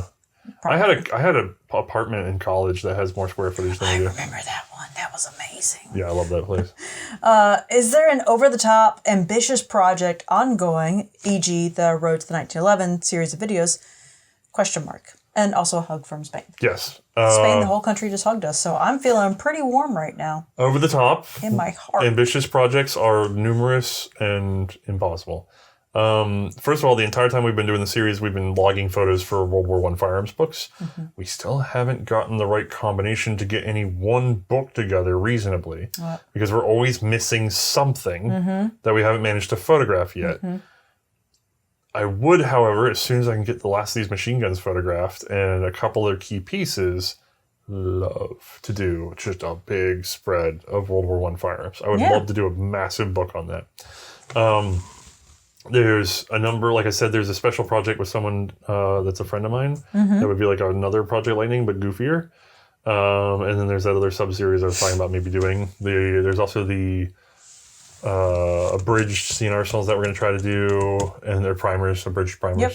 So there's a lot of, we weren't kidding. We're trying to step it up crazy for 2025. The problem is we can't do it all at once, so we have to lock the idea in and decide if it's a good enough idea to invest in. And then I can't give a lot away, but like the 10-minute videos I want to do starting a year from now, pretty much, I could stop everything I'm doing and just switch to doing them, and that would be fine. But then we'd have to give up studio production, all this other stuff. Or I can get the studio done, save the time, get the efficiencies from doing the studio, get the money in from doing the revenue, from changing up our merchandise and everything, and then use that to get the help to go do this more efficiently. And then while I'm thinking about it, I am investing in it. I've put several $100s into this project already, which doesn't sound like a lot, but it's also a project I won't be doing for a year. Mm-hmm. But there's some wardrobe considerations that I would find humorous for this project. Yes. And so I am so excited. I've put out a dragnet for things that are inexpensive, and the minute I put them on camera, they're going to become expensive. Yes. So my little dragnet's going to reel stuff in for the next year so that when we launch, I won't be suffering for props. You know what I mean? And it's just... We are near rich and sort of not really... pretty cheap I'm taking props. almost valueless crap, Yeah. and I'm going to make it worth something on camera. Because it's No one collects funny. this. You guys are not going to be upset. This No. is not like a firearm thing. No. But It's going to be funny. you are going to be envious you didn't think of it first. I'm just going to tell you that. Like, Let's go with that. okay. When will the grand episode come along? Once the new I mean, studio's it'll done, be with the new studio. it's in the project with the new studio. I actually have a World War II era Garand that I've owned for a very long time. I bought it private sale for like $400. Yeah. And I found out why afterwards. The gas tube was effed. But I do have the parts necessary to put it back together right. It's just buried at the moment. Yeah. So I think they're in that trunk over there. I have most of an early pattern M1 carbine, although it's doing weird stuff when you try to shoot it. That's cool. That I did some labor for a guy, and he paid me in sporterized M1 carbine, but it was an early M1 carbine, cross bolt safety, 2-position rear sight, except somebody cut into the 2-position rear sight. They just made it a notch sight for some reason. So I'm going to have to like fit a repro just to do the series and be like, here's the original, by the way, it's been cut on. There's stuff like that. Like, I've got some stuff laying around that'll be fun. But So this guy gets it. Other than the M1 Garand and maybe the M1 Carbine, are there any other episodes that you were somewhat dreading doing because of the 1911 effect, the smelly effect? the Garand's going to be a lot of pressure, but thanks to Springfield, I think we'll be able to get what we need in one big trip. Yeah, We'll just have to make sure we build time ahead of that. sure. So there's that, I guess I should say for the Garand, if you think about it, if I want to go to Springfield and photograph prototypes and stuff like that, we're going to have to obviously clear it with them, find something that we can do for them, because it'd be nice We to may as well tip do for the that. Villaprosa stuff when we go up there. That's what I'm saying, we could do that. And then what we're going to have to do is we're going to have to be ready we're going to have the script together so that we know what we're doing. And we're going to have to, like you said, we got to photograph we got to do the Villaprosa up there. Yeah. Well, we got to get that script together beforehand. So trying to get all that stuff together while not actually producing an episode means eating into my weekends and nights for months ahead of time to be able to then, boom, go do it. Right. But on the plus side, once it's done and those episodes come down the line, there'll be this sort of vacuum behind it in which I can do other things. But we have to front load all that effort. Yeah. So... Do you plan on doing an episode on the M38 and N9638 Swedish Mauser short rifles? Yeah, eventually. Yeah, at some point. Definitely do. They're nice. When are we likely to see all the other 19th century Lee rifles? I have a friend in Texas that's willing to loan me most of them, I think. And then there's the Navy is available through, actually, I think Trilobite has one he's willing to loan. He's been working up a load. He's been yelling at us to take it from him. So actually him coming here would probably involve That us episode. going ahead and being ready to do that episode too. Yeah. At least getting the outdoor filming. Oh, God, you need No, to do because the it'd be top. better to have one in Britain. Yeah. Okay. To be fair, if we had it ready, we can film a session while he's here. It's not that hard, but it's just, Right. you got to get it all ready. Gonna have a cameo. I just don't know if he wants to have his face on camera. Will you do any primer episodes on needle fire rifles like the Dryza? I will if I can get a hold of them and if I can get it all together reasonably. If you're the kind of person that has a needle fire rifle and you've already got it ready to shoot, you should reach out to me. Oh, because yes. I will happily, Contact right I there. will borrow the gun there. and I will bribe you for some ammo made so that I don't have to make it. And then that'll go a lot smoother. Anything you can do to sort of preload, if there's something you really want covered that you own, if you can preload it for us so that we can just get a hold of it and use it, by all means. Right. Like we're all here just to get it out there. And I promise you I'm not getting rich doing this yet. Assuming you have the ammunition and a place to shoot them safely, would you consider covering small artillery like mortars and anti-tank guns? No. I mean, anti-tank guns, yes. Well, anti-tank rifles. Rifles. They're talking about guns. Oh, they're like... They're using the word gun boom, boom, appropriately. boom. Okay. No. More like... It's stay in my lane. Still big boom, but not quite that big boom. I could sit down and do all sorts of other research on this stuff, but the problem is we're not positioned to do that. So trying to do something other than firearms is going to really upset the schedule. And it's also going to require a whole bunch of other referential material and understanding the intersections of these materials in a way that will put me all the way back to the beginning, and I'll just be a novice paddling around in the pool. Yep. So, no. There needs to be an artillery guy. Like, I don't know if there is an artillery guy. I know there's a tank guy. I know there's a naval guy. I've talked to both of them. Yeah. There's airplane guys. I've talked to a couple We've of those. had offers for artillery stuff. Yeah. A whole collection of them, actually. Very kindly I've had offered. offers to shoot. We've shot artillery. Yeah. We actually have. Particularly, yeah. Yeah. It's true. But, no. Yeah. The problem is, it's a whole other conversation, and we're not prepared to deal with it. Someone else should be the one to take up that mantle. Oh, good mantle to take up, though. Yeah. What made you choose this school bus yellow for the wall? I don't think it's really school bus yellow. It might look like it to the camera. It might. We were looking for a color that would not silhouette me. Like, it can't be too bright because it'll silhouette me. Mm-hmm. But it can't be too dark because the guns just become a morass. Mm-hmm. And it still has to be a warm tone that worked with them at that time. And this is what we went with. The new studio is getting a different color. Yeah. Although you won't see a lot of it now that I think about it. Oh, yeah. Because of the way it's framed out. A little bit of color. But we're getting rid of the wall of guns. I will say that. Mm-hmm. It's not going to be like just this distracting wall of whatever. The studio is going to be built around displaying information, which will be good. What would you... No, hold on.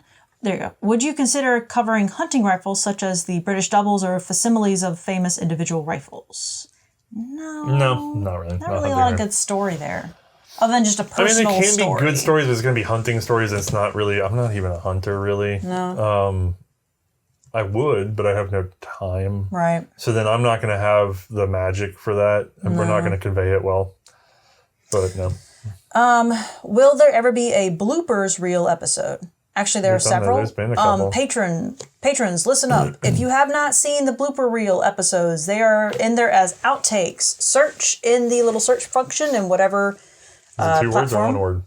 Outtakes is one word. Okay. Just search outtakes, With two and T's? it shows up. There are several videos right there for everyone to view. We release one every single year. There'll be another one prepped sometime this spring. We do every year? Yeah, I've been doing one every year. Okay, I didn't know they were every year. I mean, I've been doing one every year. I know we've done a few, but I didn't know it was every year. Not every year, but we did one for a few. Sorry. You see that back off? Like, see how we made it 3 steps in. It's been, I've tried for every year since a few years ago, but I think it's only really been, we were like the 3 or 4 of them right now. However, they're there. They are there for you to watch. Every year. We've made 4 in 10 years. Thank you. Yes. Anyway. Really, what is that? There's fewer outtakes What now. is that word? Kevin? Dudon? What is that word? Diadon. Diadon. Okay, well, Diadon, nope. Oh, okay. We Save. didn't even look at... Yeah. And Ernest Verveer, is that how you pronounce that? Be worthy of a quick biography like what you did with John Browning. Can you tell who does the research on this show? I don't do the pronunciations. Save might have enough meat on the bone.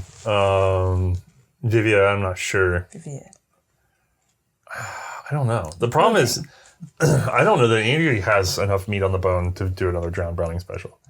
Now that I've opened Sam the door, Colt would, but we he don't know would, what's the but truth. we'd be like, oh god,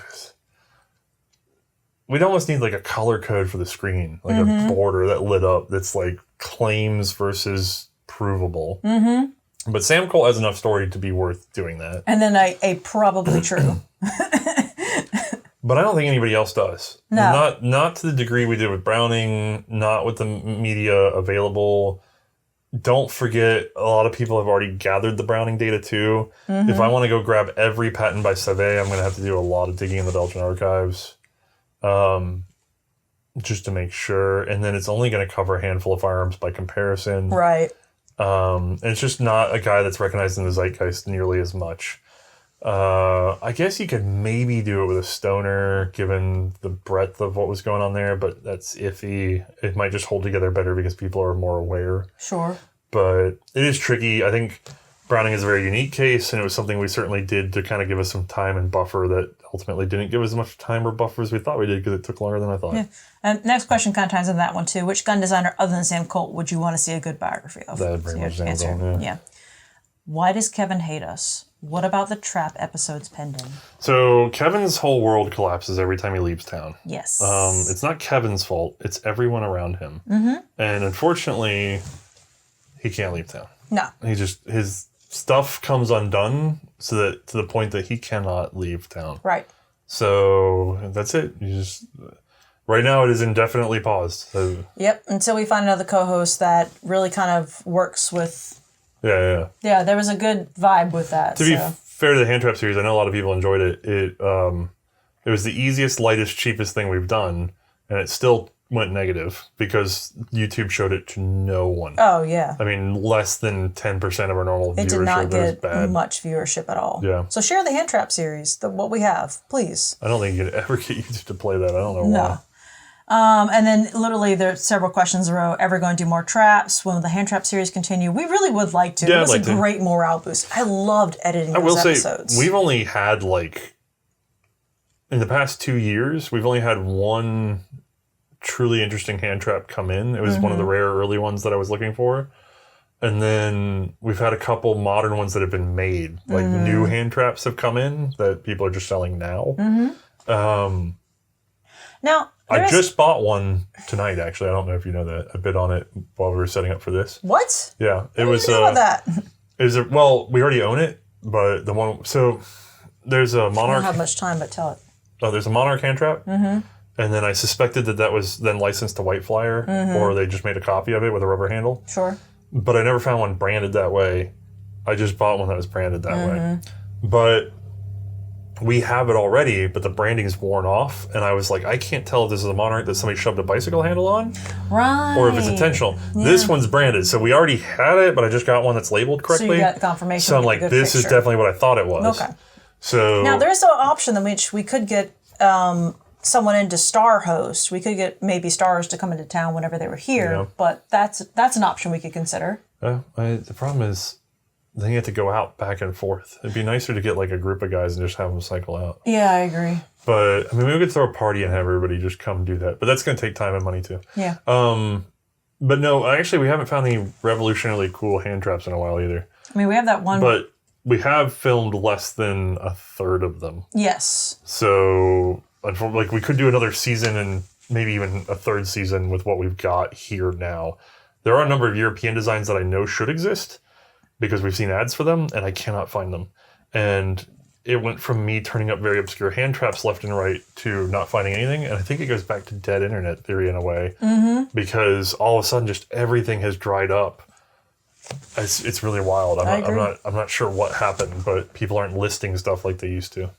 Let's take a pause with the cameras. Okay, this is in regards to research or the show itself. Can you list the skill set / reporting and communication requirements you desire for someone who feels they can and wants to contribute to this show? Production. So I think he was asking in the context of the community, because we've kind of already talked about what it would be like to be employed by the show, which doesn't exist right now other than Bruno. All right. And then, some little work here and there. If you want to be a researcher, then it's really only that you need to be... There's the tangibles and the intangibles, right? I think the best thing I could do here is describe how I research. And then as much as you can follow along with that would be great. Okay. So I research in two ways. One is directed, so I know what I want to talk about. I go find every book I can find about it, which is a research project in and of itself. I know all the places to look to find any articles or whatever. And then number two is passive data gathering, which we do a ton of. So I have spent thousands and thousands of hours in various image and photo archives, movie archives, just trolling through raw data. In your spare time. Downloading and saving it and marking it with the file name for what's in it, And spare time. Yes. And, historical images and things like that. Yes. And then also, right now, I collect a ton of periodicals. As a matter of fact, if anybody has periodicals that are not American Rifleman, which is everywhere, but less center brand stuff, I'll happily take your dead uncle's periodicals for ranges that we don't already have. Sorry for the uncle. Yeah, because I'm gathering as many periodicals as I can right now. And I've been farming through the articles. Now, if it's a journal that has good articles on average, I'll pay money for them. And I have spent many thousands of dollars chasing these around. Yep.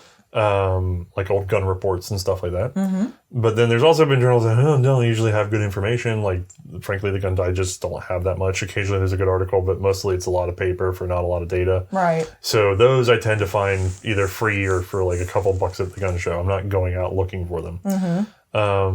So I've been gathering all this stuff, either digitally or physically. And I have, in about, I'd say an hour a week or so, I'll sit down and with my little tablet and I'll flip through and note article title, author, and what it covers. And just get it all into a big index. So that's what I do. I prep the ground, okay? I pull all the data I can from all of my little resources. And then I read through all the material. And as I read through the material, I take notes. And the way I take notes is this. I open a new document. I have bolded at the top the name of the book I'm working out of and its author or article. And then I write all the facts I find. Then bold, next book, next article. And all the way, 5, 6, 7, 30 resources, doesn't matter. And so I have this one big document. Sure. Then I go through and I highlight all the notes that were from book A and make them purple. And I highlight all the notes from book B and I make them green or red or whatever. Sure. And when I run out of primary colors that make sense and stand out from each other, I change the background. Like I make them highlighted yellow, highlighted gray, highlighted whatever. And then I take all that, I duplicate the document. I then take that data, I grab all the book titles and just shove them at the bottom under bibliography for now. And then I take all the data and I put it in a rough chronological order. And then I take... You also just kind of look like a crab while you're doing Yeah, this, no, I'm sorry. right? A crab. I have to think of it visually almost because it's kind of how my brain is. I take the bibliography and I copy that over, whatever. So it's all now in a rough chronology that I think makes sense, grouped together. And now I can see where the data either corresponds or contradicts. And I also can get a vibe depending on... Well, this necessarily does answer the question, actually. Well, they're asking what kind of skill set you have to submit data to the show. I'm just telling them how I gather data. All right. So I take all that, and then... also on all that bolding and source, any primary source that I find. So actual patents, actual whatever, I'll put observable data in there, and that gets the highest classification. Sure. As a matter of fact, I tend to color code a little bit by nowadays, not always, but nowadays I really color code by trustworthiness. So I tend to save certain colors for stuff that I think is more likely to have been the true story. Okay. I put it all together, and then I get it all sorted, and then that document is copied. Okay, it's duplicated. And what I do is I go line by line out of that, and I form a script. I write the script, and every time I use a piece of data, I delete it. Or if I find it unreliable, I delete it. And so that means I have my raw data, I have my sorted data, and then I have a script at the end of it. And when somebody comes to me now, not always for the old episodes, but now when somebody comes to me and says, hey, where'd you get that? I can go, hold on. And I go pull up my sorted data, and I Control F for words that help me find it. And I see, oh, it was green. I check the bibliography and I go, it was book B, and I can tell them that's where I got it from. Now, normally you would do proper citation, like a journal entry that is abusively slow. Oh, yeah. For what we're doing. Unfortunately, I have a 2-week turnaround. We're an entertainment show to a certain degree. So I split the difference. It's halfway between actually citing my source. And I basically can audit my source. I don't cite it. Right. Because it just doesn't work to do in the script format in the time that we have. That is what I am doing. So that means, much like proving out a mathematical function, I can tell you where I got something from. That is what I'm asking for anybody that brings me data. Tell me where you got it from. That is basically the core of the show. You have to be able to cite where it came from, and you have to assess a hierarchy of data. What is more likely to be true based on where it's coming from. And you have to learn to just trust people a little bit. And that's for data gathering. Now, as for communication, you just have to be able to communicate. That's a whole other field of just being able to understand what the other person's asking and deliver on that message, and then to set an expectation and meet or exceed that expectation. That's really all you have to do for communication. The problem I run into often is people do not seem to internalize what the other person is trying to ask or what they're trying to get out of it. They just want a diary dump and just make noise, and it's just whatever's in their head.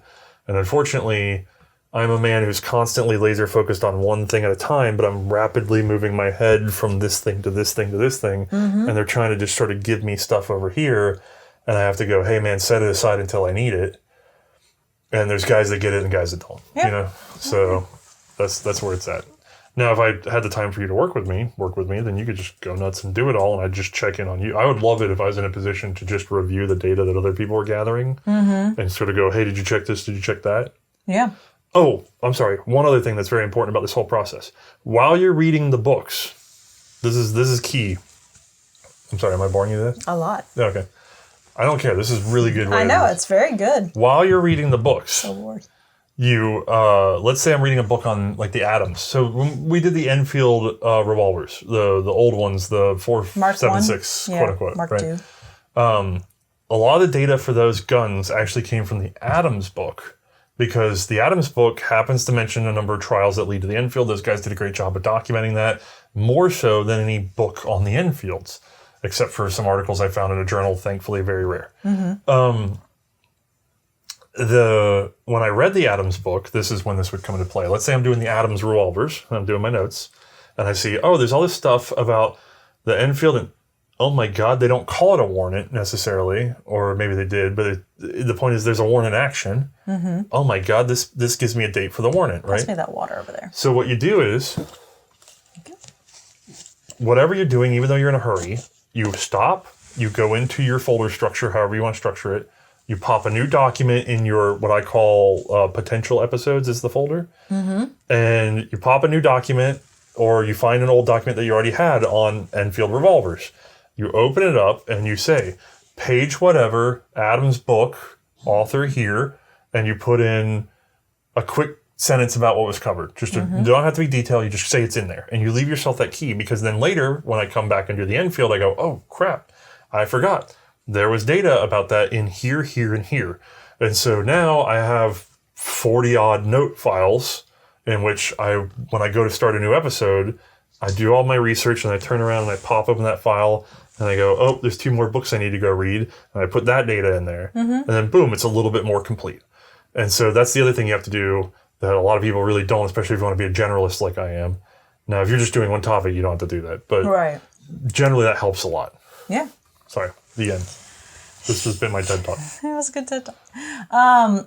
When picking shooting music before, was there a historical method or game applied to the choice, or do you have a historical music fan in your circles? Oh my God, that was you listening to so much stuff. I love that he thinks that's how it went. I went to all the music archives and I typed in 1918 and I listened to everything. And I went to 1917 and I listened to everything. Not really. I mean, I could tell by the titles some things were like not what we want to use. Right. But anything with a believable title, country of origin, if I could search it, there were a number of old recording archives. It was a very long and grueling process for him. I would just do this for a couple hours a night while losing sleep and getting only 6 hours of sleep every day, or 5 hours, or whatever the case may be. And I would just sort of keep piling them up. It's like I said before, I'd go out, rake in all the data, sort it, label it. And then that way when we got to an episode, there was a lot of terrible music playing in here at some point. Every once in a while, we would get an episode where I didn't have anything in the thing. And that was hell, trying to find a relevant file. Oh my God, it was so hell. I'm glad we don't do that anymore. Oh yeah, and then YouTube would smack us down like the hand of God. Yeah, everybody liked it, but it was miserable. Are all the guns on the rack behind you loners? No, not all. No, but the majority. I don't know about majority. Maybe like half of these. We slowly accrued some pieces, I will say. I am very cheap. Very, very cheap, though. To be fair, that's why I haven't really acquired any. I don't know that I've acquired an old gun for my own personal collection in a long time. Yeah, you might not have. Because the price, like the market has shifted significantly. Oh, it's so terrible. Like, it's been only about 2 years of market shift, though. Like, everybody's like, oh, yeah, it's getting more expensive, it's getting more expensive. I don't know what happened, but it just went boom, wall. Like, the vertical all of a sudden just struck. Yep. And so I really haven't been acquiring in a long time. Yeah. Love your Cycle of Violence shirt. What wheeled vehicle, modern or old, would you add one of the machine guns you covered to?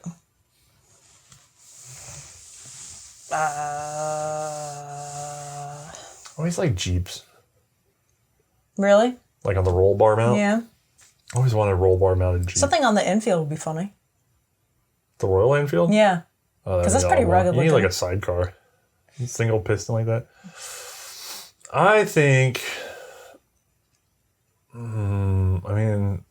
the three-wheeler would flip over if you mounted anything to it. Put one on your dad's truck. Make it Isuzu Technical? Yeah. Yeah, that'd be great. It would be, actually, yeah, like a Technical would be fun, but it's not an old, no, because see, it's got to be something we've already shot for machine guns. Mm-hmm. It's all old stuff. I guess I'm too much of an originalist. I'd like to see it mounted on a period vehicle like they did, like one of those classic. Oh, wait, like, which Cycle of Violence shirt? The Hotchkiss or the... No, he's not talking about, he said, well, I don't, he doesn't matter, because that doesn't matter. He's just saying, what vehicle would you put one of the machine guns that we've already covered on? And my answer is like, I would want to put them on a vehicle relevant to the timeline because it looks cool to me. Yeah. Like I'm just, I get that. I got that kind of autism where it's like these things go together. It's fair. So like the old Excelsior style motorcycle, those are cool. Yeah.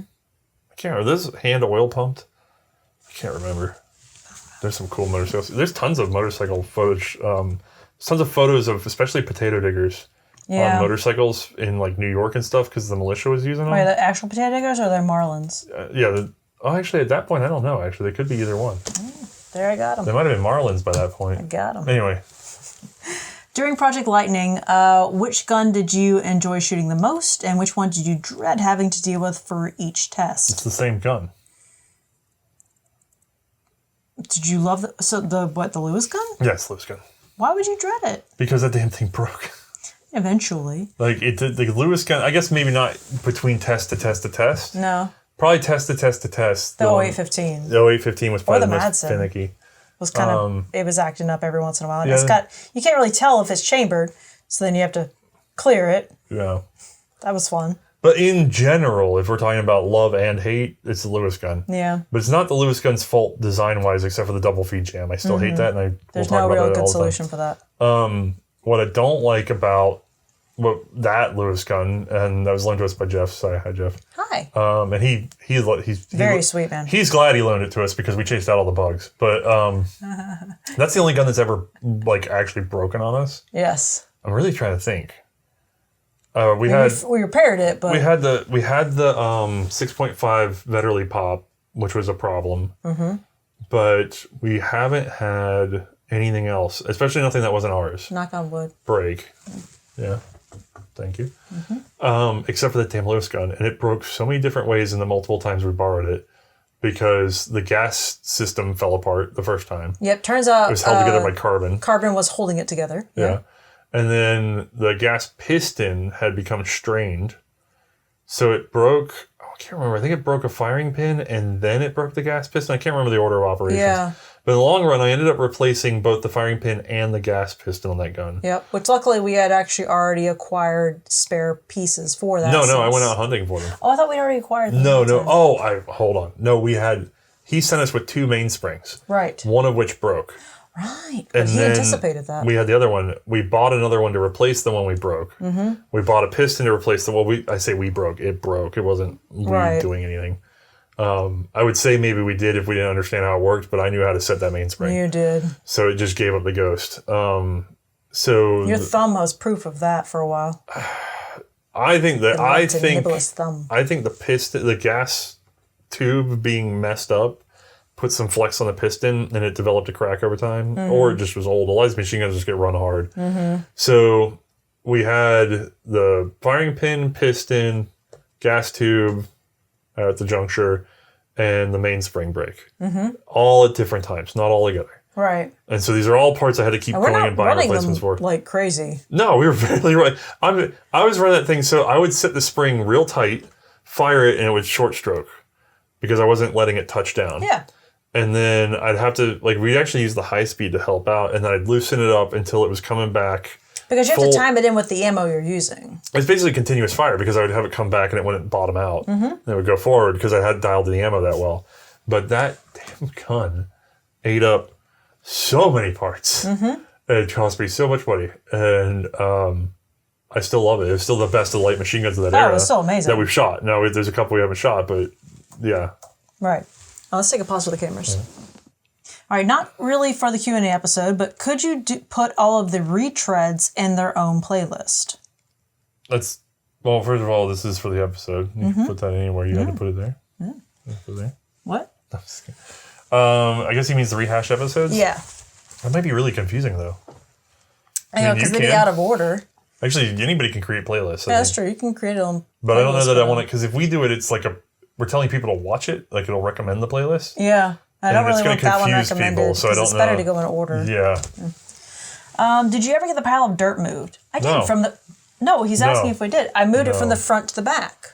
And now there's a pile of dirt in my backyard. Yeah, I moved it. Just a lot of growing shoveling. grass on it now. Just a pile of dirt. No, it's covered in a tarp. Why? You told me to. When it was in the front. Oh my god. You helped me cover it. What are we doing with the rest of this dirt? I'd whatever we want. This is my life. I have a pile of dirt that is too big for my backyard. And I have a property that doesn't have enough dirt on it to build a berm, so I have to go buy dirt, but it needs to be way more than this little pile of dirt. To be fair, what it's doing there is sitting there and waiting for the rainy season so I could see how bad it puddles everywhere else. However, I did see where it's happening in front of the gate still, so I know where to put it back up to. Okay. Yeah. Anyway. What's your favorite barbecue joint? I don't know anymore. Me. Me. That's right. They got me a smoker for Christmas. I've done brisket. I've done beef ribs. I've done pork belly. I've done pork shoulder. If we're talking about around Charleston, downtown Lewis's has a Texas style place. It's good. It's Texas style though. I did chicken legs. So more of a beef emphasis, not the sauces that you get here, right? Mm-hmm. If you want an okay mustard sauce, pulled pork barbecue, then you can go over to Swig and Swine. Mm-hmm. But their quality is a little all over the place these days. Mm-hmm. Not terrible, but just like I've had grits there that are amazing. And I've had grits there that are not good. Mm-hmm. And same with the pork and everything else. Who the hell knows? It's too inconsistent. So I recommend going there, but if it seems like something's not perfect, it might be the day you're there. I don't know. And then other than that, I can't really say. I mean, our favorite barbecue joint's not here. That's true. Or at least, well, the problem is I only went once. They had the best mustard sauce. They had the best quality on the food. However, I only went one time, and the owner was there that day. Yeah. So that is the only time I've ever had a sandwich completely covered in a sauce and went, "Wow, I'm so happy." That's Bollinger's. Yeah, up in Maryland. And which the next question which I can't believe. It's the only reason I will admit Maryland is Southern now. Yeah. That was amazing. That was a haven in the middle of nowhere. Yeah, it really so was. what do you got? The next question, any other sauce that this person could order that you recommend? Because somebody actually ordered 4 bottles of the sauce from Bollinger's on Facebook. Where are they at? Trenholm or something like that? Trenton? Crap, I can't remember. No. You can look up Bollinger's. Bolling. No, that's the wrong spelling. That's wrong? Okay. It's Bollingers, I think. Okay. And in Maryland. In Maryland. They're also known as, like, they have a beer brand called Uncle Dirty's or something like that. Mm-hmm. And I think they branded the barbecue sauce the same way, Uncle Dirty. So good. But true Carolina their mustard sauce. I can't speak to the others because the mustard sauce is what I cared about. Mm-hmm. But their mustard sauce, he's German descended, and he took it seriously, and he got it right. And he won Matthias's heart that day. He's the first man to touch his heart that way. I was very cocky, and I said, bullshit. And then he gave it to me, and I went, all right, you win. He brought it, and he stood there, and he waited and watched him eat it. First person in 2 decades to win. Damn. Yeah. All right. He got you. Mm-hmm. He won your heart that day. But unfortunately, I don't remember the other sauces except for the mustard sauce. It was so good. I have a bottle in the fridge I'm going to eat. The other sauces, I remember they were good. May did some pork shoulder, and so that's actually after this is done, I'm going to have a snack because I am going to do some potatoes, though. So, I mean, there's like a whole other tray, but I figure I'll do twice-baked potatoes. Oh, there's corn in the fridge, too. Yeah, there's corn. Okay. I always try to do corn, too. There's also mac salad. Macaroni salad. Oh, yeah. What food-related opinion is a hill you're willing to die on? The sauce thing for him. Oh, yeah, me and mustard sauce. I do not. Honey mustard should be banned. I love honey mustard. You're a disgusting human being. I wake up in the morning and take a shot of it. I will kill you dead. It's okay for chicken tendies. I don't But you don't put myself. it on pork. Do you put it on pork? Do you put honey mustard on pork? I did not. Yeah, you put it on chicken tendies, don't you? Chicken tendies? Yeah, I can do chicken tendies with that. What else do you put it on? I just eat it straight. Now, one hill I will die on is that Hellman's mayonnaise is best with bananas. However, Duke's is pretty better. Is a lot better for universal use. This is a horrible war for her, but May is a Duke's person. Mm-hmm. Unless it's a banana. And mayonnaise sandwich. In which case, it needs to be Hellman's. It works better with the banana flavor. That's the most Bama crap I have ever heard. It's really good. But, I mean, to be fair, it's. I understand that it's a special Louisiana, taste. isn't it? It's Louisiana. Yeah, it's Louisiana. Now, tomatoes, I do tomato mayonnaise sandwich as well. Same deal. Hellman's works best with that. It's just like a BLT, but just minus the B and the L. Just a T. Would you put lettuce on it? Not for just a tomato sandwich. If I'm going to put lettuce, I may as well throw bacon on there because otherwise it just makes the tomato sad. I kind of want that. Yeah. With salt and pepper? Perfect. I know. Yeah. Done. Leave the crust. Eat it like a man. Okay, still good. How long have you two known each other? I know we asked this before. It's been over 10 years. It's been at least... It's like, didn't you decide it was 2010 or something? I think I did. I think that's what I figured. It might be a little bit before that, but 2010 is, I believe, the year. Because it was a few years before I graduated. You're the... so May is like the only... How did I put this? Am I your oldest friend right now? Oh, yeah, definitely. Oh, sweet. Well, you are by leaps and legends. Well, sort of, just counting one person. Legends. That I just... 2 weeks ago, you became not my oldest friend again. What? Because I ran into my buddy Will. Oh, no! I must kill him. You already knew him before anyway. I did. This is all stupid. Some people understand this. You go through life changes, right? Mm-hmm.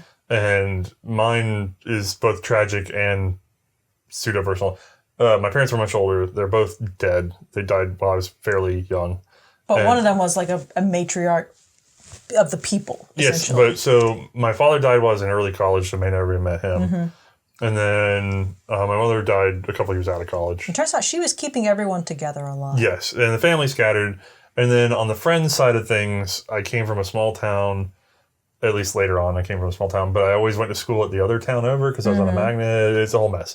So the short answer is I always had friends, but they were like different places going different directions. I went to college with none of them. Mm-hmm. The college friends stayed sort of politically or interest this way. I went that way. Mm-hmm. So I just sort of shed everybody by accident. Not rude or fighting, just sort of like, I'm off doing this. I'm just one of the ones that stuck. So May's like the only person who is still in my life that's from the old way, except for like old way. 2 weeks ago. It's like every 10 years I run into this friend of mine from middle school. Yeah. But I didn't see him since middle school. I ended up working at a job with him randomly. Mm-hmm. And then while I was working there, I knew you. So you actually met him that way. Yep. And then like 2-3 weeks ago, I went over to a barcade thing. Mm-hmm. And I saw, this is really funny, but I saw the pinball score. Mm-hmm. And it said his name. And it's a name that could either be a pun or a real name because he has one of those names that's like that. And I saw the name on the pinball and I went, I know that guy. I was talking to a friend of mine, Brian. I said, I know who put the pinball score there. He must still be in town. Mm-hmm. And he goes, what are you talking about? And I was just like, that guy's name. I know that guy. Mm-hmm. There's only one person that would have a high score in pinball with that name in this county. Yeah.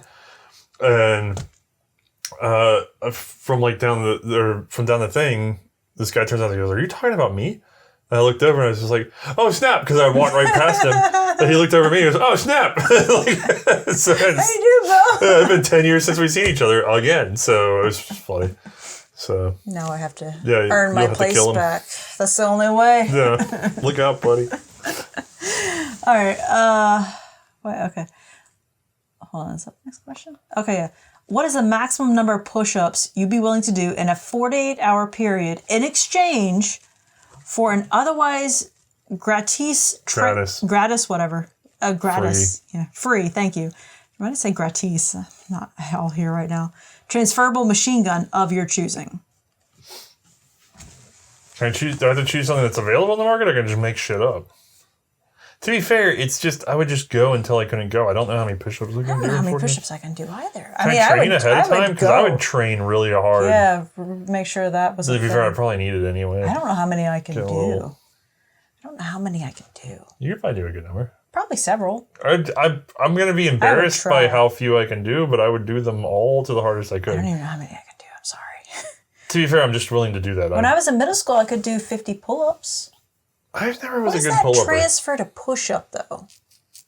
And I don't know if I could do a pull-up now. I was always a nerd. I don't think I was ever good at pull-ups. I basketballed. I know you So did. I knew how to do them. May was extremely athletic. I was extremely fat.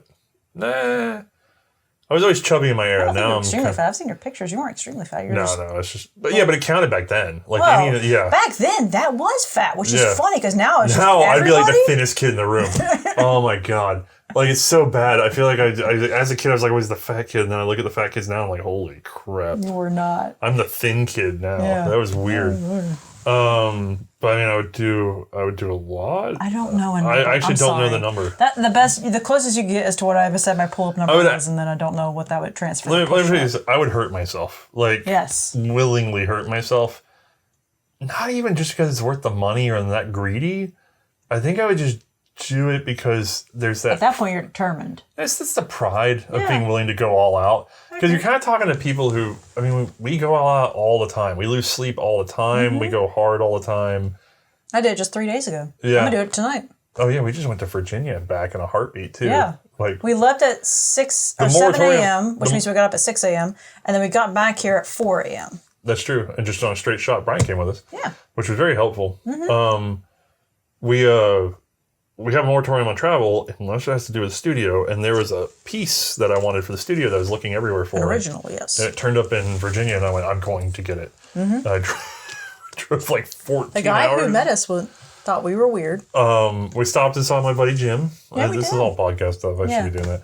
But, hi Jim, I love you. Hi. Thanks for... Oh, no, we paid for dinner. In your face, Jim. Got you. Oh, God. My friend Jim, he never pays for dinner. We always end up having to pay for dinner with this mooch. Oh, he's the worst. Oh, he's constantly like, God, can you pay for my and then he made me go to Sucka Sushi. Oh, God. Sucka Sushi. Where we met the mayor pro tem. Yeah, I'm moving your mic further from your foot. It was a good time hanging out with Jim. Yeah. No, but we like ran to get an artifact and came back with it. Yep. So it was very heavy. We did that. It was funny. Was there ever a chance? I had to put it on the roof of the car, and it like created this air vortex so the entire way back. Sound like bees. We had to use pissed off bees. It was huge and heavy, but kind of delicate, and I had to we had to wrap it all up and put it on boards and strap it down. And it worked out well. But the whole way back, just like, angry bees. And couldn't hear anything in the car. It was like one moment, it got really quiet, and I went, and then it came back roaring, and I went, oh, thank God, the bees. All right. Was there ever a chance of a parallel universe you would be doing documentaries on the history, development, engineering, ergonomics of mostly 80s scooters? Oh, I would do that, yeah. Oh, in a heartbeat. There's a parallel universe where I earned so much money doing that. Oh, there's a parallel universe where I'm a millionaire because I actually covered something that YouTube didn't hate. Yeah. Because I fixated on things before this. Oh, yeah. This was not his first fixation by a long shot. Well, that's one more or two more. I'm going to pause. In a world where Primer doesn't exist, what would Matthias do if he still wanted to do YouTube? So what would I do if I wasn't doing this and I wanted to do YouTube? So this has a problem. It seems that I wanted to do YouTube. No, we didn't want to do YouTube. We were stuck with YouTube. I wanted to do beautifully done articles and books and stuff. Mm-hmm. But I didn't have the ability to just sort of lay low and do that. And also that was sort of the moment when death came for everyone in the family. Mm-hmm. And I went, I need to do something now that's not a cubicle job or I'm going to kill myself. Mm-hmm. And so I just took what I was doing for article writing and just sent it for video. I just ran as hard as I could into it. Mm-hmm. And it was a good distraction. I got lucky that I made it as far as I did. We'll see if I can do this again. You know what I mean? Mm-hmm. But I would have never chosen YouTube. However, you just went by. No, I was just pushing down. Go back up. I can't read the... Oh, okay. Yeah. What would you do if you still want to do YouTube? My second passion would probably be like... I probably would have gotten deeper into motorcycles. No, motorcycles. I'm not a kid anymore. When I was a kid, I liked toys. That was fun. That's a whole other thing. You can still do toys. Yeah, but not as an adult. That's fun. I have fun. I have nostalgia towards some things. Like, I still have one little collection going that you and I work on together that we can't tell anybody because they'll price us out. I know, they will. But that's mostly because it's just you and I kind of tinkering around with it. It's just nice. Yeah. I don't have a lot of plastic in my life. Which is sad. A lot of my friends that I grew up with probably do. Like, there's people that still like having models and figures in every direction. And I'm tempted. But it's like, occasionally I have some stuff in the attic that I might dig out and look at, and I'll stand them up on a table. Yeah. And I'll have that moment of remembering, but then I look around and I'm like, this is embarrassing, and I just put it back away. And it's not like I'm ashamed of it in front of other people or anything. It's just like, it's a fantasy world, and I'm an adult and I have things I got to do. Does that make sense? Like, I mean, it's nice to remember the fantasy world or think about it for a little bit, but having it like constantly on display. I didn't really do toys. Well, yeah, you weren't a toys person. You were an outdoorsy athletic person. I was like a weird. I'm a habitual collector of things. Thank God I don't collect plastic. Like, Jesus. Anyway. All right, let's do one more, then we'll take a pause. What was your thing when you were a kid? Are you passionate about show, toy, activity, whatever? We kind of just sort of talked about it. Yeah, it was like military stuff. I mean, I think a lot of kids did. There was, I can tell you one thing that my buddy and I, we had this friend who was also like me, Initial. He and I weren't wealthy, and we really liked some of the old Kenner Parker and other weird toys. But we were a little bit too young for them to have been out at the right time. Not that we could have bought them all as new sets anyway. But we loved going to the flea market. So he and I, and this might be why I'm so good at differentiating little details and stuff, we would take the old Kenner Parker catalogs and stuff, the toy catalogs, because we'd find them mixed in boxes of stuff. And we'd find like 1983, 1984, whatever the case may be. And we'd be like, oh man, they had this set. That's really cool. And so we'd start kind of keeping an eye out and building the sets out by buying them for a nickel or a quarter at a time. This is the beginnings at the flea market. Yeah. Oh, I have boxes of stuff that I didn't buy from the store. I bought it used. And so one of the things that was awesome was a discontinued toy line. I found out about it because when I was really young, there was one set available at a KB Toy Liquidator. It's called Megaforce. Megaforce was like Micro Machine. They were little die-cast military vehicles, but they were die-cast. They were pieces of metal. And they had just the weirdest things. They'd have like tip-up tanks or like VTOLs with like the Harrier motors that would rotate. Yeah. But because of the scale of the individual vehicles, which were already supposed to be the size of like an M1 Abrams, right? They would have these mobile bases that had like tank treads and turrets or jets or whatever. Like they'd have bases that were this big that the little vehicles fit inside of. And they had all sorts of interesting mechanisms for how they worked. Got and like less than a minute. The scale of it was amazing. It was like, for a little boy, you're like, well, if this is how big a person is and this thing's this, oh my God. And it's just this mega war thing. It was the coolest version of Micro Machines ever. And he and I hunted up so much of that crap in the flea markets and glued stuff back together and like just everything we could do to get a full set of it. And then I think we ended up missing like 2 pieces. And when eBay became a thing while I was in college and it became more popular, I went out and bought them. Because it's like the 2 things I couldn't get. So I have a complete set of Megaforce still sitting in a bucket proudly where I'll never look at it. Because I'm just like, it was the coolest thing ever. It was like the one thing I finished for my childhood, sort of. I like the last 2 pieces as an adult. But I was just like, we obsessively tried putting that together. There's other stuff we tried to collect, but Megaforce was like the one that we really liked. Plus this other one that you and I still work on. It's true. And that's just something that we share as a fun joke. Because she was like, I never know what to get you. And I was like, oh, I used to collect these. And pretty like, simple, straightforward. Now, let's take a pause with the camera. All right. I will say, dudes, May didn't know, like I said, you didn't know what to get me. No. So there's this figure line, I won't tell you what. They can be fairly obscure, and they can be very expensive if you try to go out and buy them. Yep. So I made a spreadsheet, and I said what I had, and I said what I didn't have. Lots of it's cheap, some of it's very expensive, and this one, like a trooper, goes, well, the stuff that's cheap and easy to find, I can grab at any time. I'll start at the hard end of the pool and work my way back. And I found an ultra rare. So it's like the rarest one of them all. She does this thing where she'll sit for $25. Yeah, it'll be like a $500 because thing. It was in a pile of others, and I went, I know that guy. Yeah. So she I was just like, look, just grab some. But unbeknownst to me, she goes straight to the deep end of the pool and starts going, oh my God, some of these are like $500. I'm like, well, yeah, if you don't look around, you know. So now she spends a whole year for about what would you say, like an hour a week? Probably about that, if not less than that sometimes. Probably now. You gotten fast at it. I'm like 30 minutes, so. I mean, like 30 minutes a week. May will go look around for these figures like she's collecting them, but she's not. She's throwing them at me. I haven't looked at any of them in years. And so what happens over the course of a couple of years of this, she'd show me one and I'd be like, oh my God, this is like the rare whatever. And she'd go, how much did I get it for? And I'm like, well, I don't know. They go for like $200. And she goes, they go over for $400. And I'm going, did you spend $400 on this? And she goes, no, I spent $25. And I go, you know what? This piece of plastic's funny. It reminds me of my childhood. Whatever that is. Like you... Bottling that? No, you understanding because this is a dude thing, right? Like the dudes do this crap. A handful of women do it, but you never did it.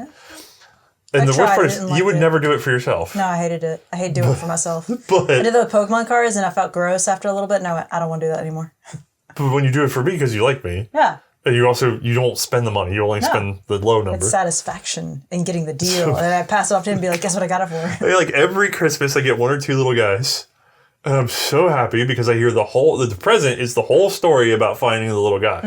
And I'm just like, this is nice. It made me feel like someone understood. I just love that I found the ultra rare one for $25. That's the best find ever. Someone understands the demon in my head. Because normally he would go for easy, out of box, not mint, shit condition, $500. Great condition, in the condition I got him in, I could see him going for $7, maybe even $8. I found that for $25. Yeah, because we're not spending hundreds of dollars on this. No. That's not happening. No. Anyway. Yeah, I just find the deals, and I search every day. Well, every week. Yeah, every week. Not every day. That'd be insane. Yeah, it would be insane to look every day. And then I did sports football. I didn't really have a passion. I mean, I tried to do toys like Beanie Babies and Pokemon cards. They just didn't want to stay at home. That didn't want me. So I just did stuff outside. Want to be outside the house. Yeah. In Charleston, in March specifically, what are some must-visit restaurants, museums, sites, etc.? This person's coming into town in March in general. What's up to in Charleston March? You know what? You're hitting right before the bad rainy season. The weather might be nice, surprisingly so. Walk around downtown. Actually enjoy downtown. You should actually walk downtown. You really should. Second Sunday is a nice day to go. Yeah, that's true. Because Charleston closes down King Street for car traffic, and it's just everyone walking with the family, the dogs. It's really cute. There's ferries out to the fort. They're nice. Moultrie and Sumter. Don't forget, go out to Isle of Palms and just drive around a little bit. Yeah, it's just pretty out there. Or you could take a bike out to Isle of Palms. You could go, if you go one way down there, because they're barrier islands, they're just a hot dog. If you go one way down, a hot dog. There's a left side dirt parking lot, and it's right there at the fort. You can walk out to the beach. And then you can walk around to the front of the fort, and there's almost never anybody parked down there. Yeah. And you can see the fort. And then you can go in for it from the other side. Yeah. It's really nice. And then if you go the other way, and there's, I think, the lighthouse is over there. But there's also, the other way is the World War II bunker that's been turned into a private home. And you can kind of see it from the road. Is that one still for sale? It was for sale. We can't afford that. No. It was even $2 with the $1 million, yeah.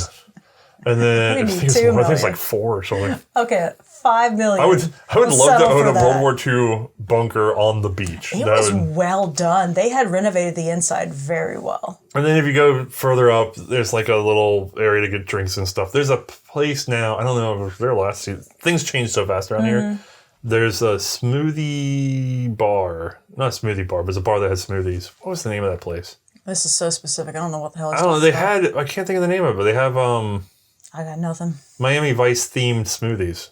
Well, that sounds nice. They have a Crockett and a Tubbs. What? I want to try this. Did you not go over there with us? No. Scooter Gang went over there. Oh, no. I remember I did not go that night. Oh, you decided not to go? Yeah, it was cool. Well, then I guess you missed out. Yeah. Is it Smuggler's Den? I think that might be I think that's or something like that. Sounds right. But they had Crockett and Tubbs. I like the Crockett. Some of the boys like the Tubbs. Okay.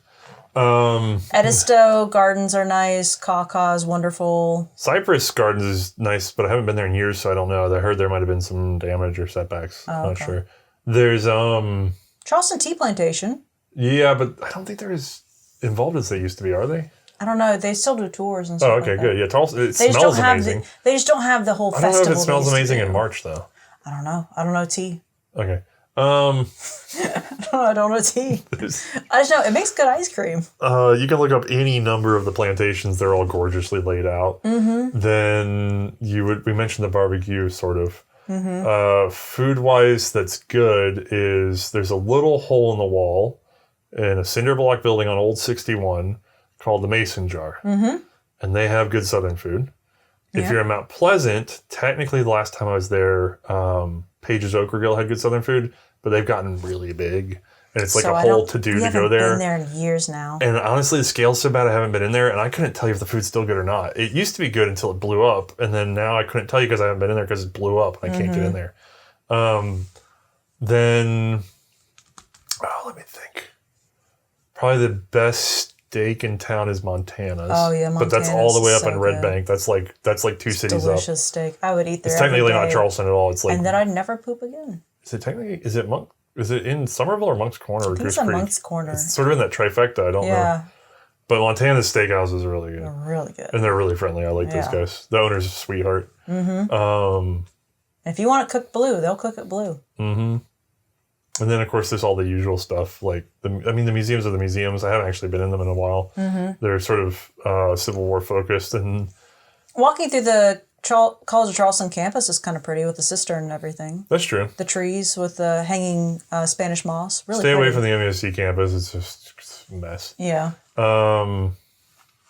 Walk along the Battery. That's really pretty. There's a little park down there with the pineapple fountains. That's pretty. There's a lot of little places to find in the French Quarter. If you wander around in there, there's lots of little alleyways and stuff, especially if you're on two wheels. Oh my God, it's really nice downtown on two wheels. Super fun.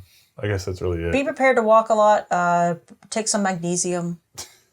That helps with cramps. You can go to Folly and turn left on the main road and go all the way down to Lighthouse. That's fun for some people.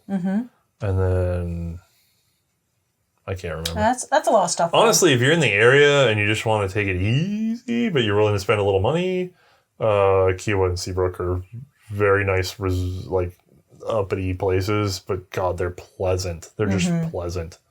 Well, they're Yeah, they won't let you in if you're not. No. Should Oklahoma be considered part of the South? No. What's I understand where you're going I thought for. we were going to continue on for a second there. Yeah. That was funny. Like, I love you guys very much, but What's your Texas isn't part of the South. No, but they know that. I don't know if they do. I mean, they They're should. not. They You guys know aren't. it in their heart. That's Like, why we they love cry you. themselves to sleep every night. You're as close as you can get, but you guys are weird. Well, also, there's a lot of California moving into Texas. That's not their fault. I'm not blaming them for that. I don't blame them for that either.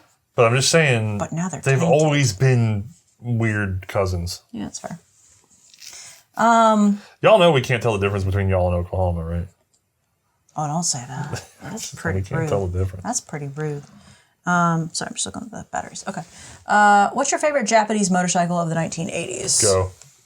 I don't have a favorite. Yes, you do. I'm not going to say it Why not? because you'll be mad.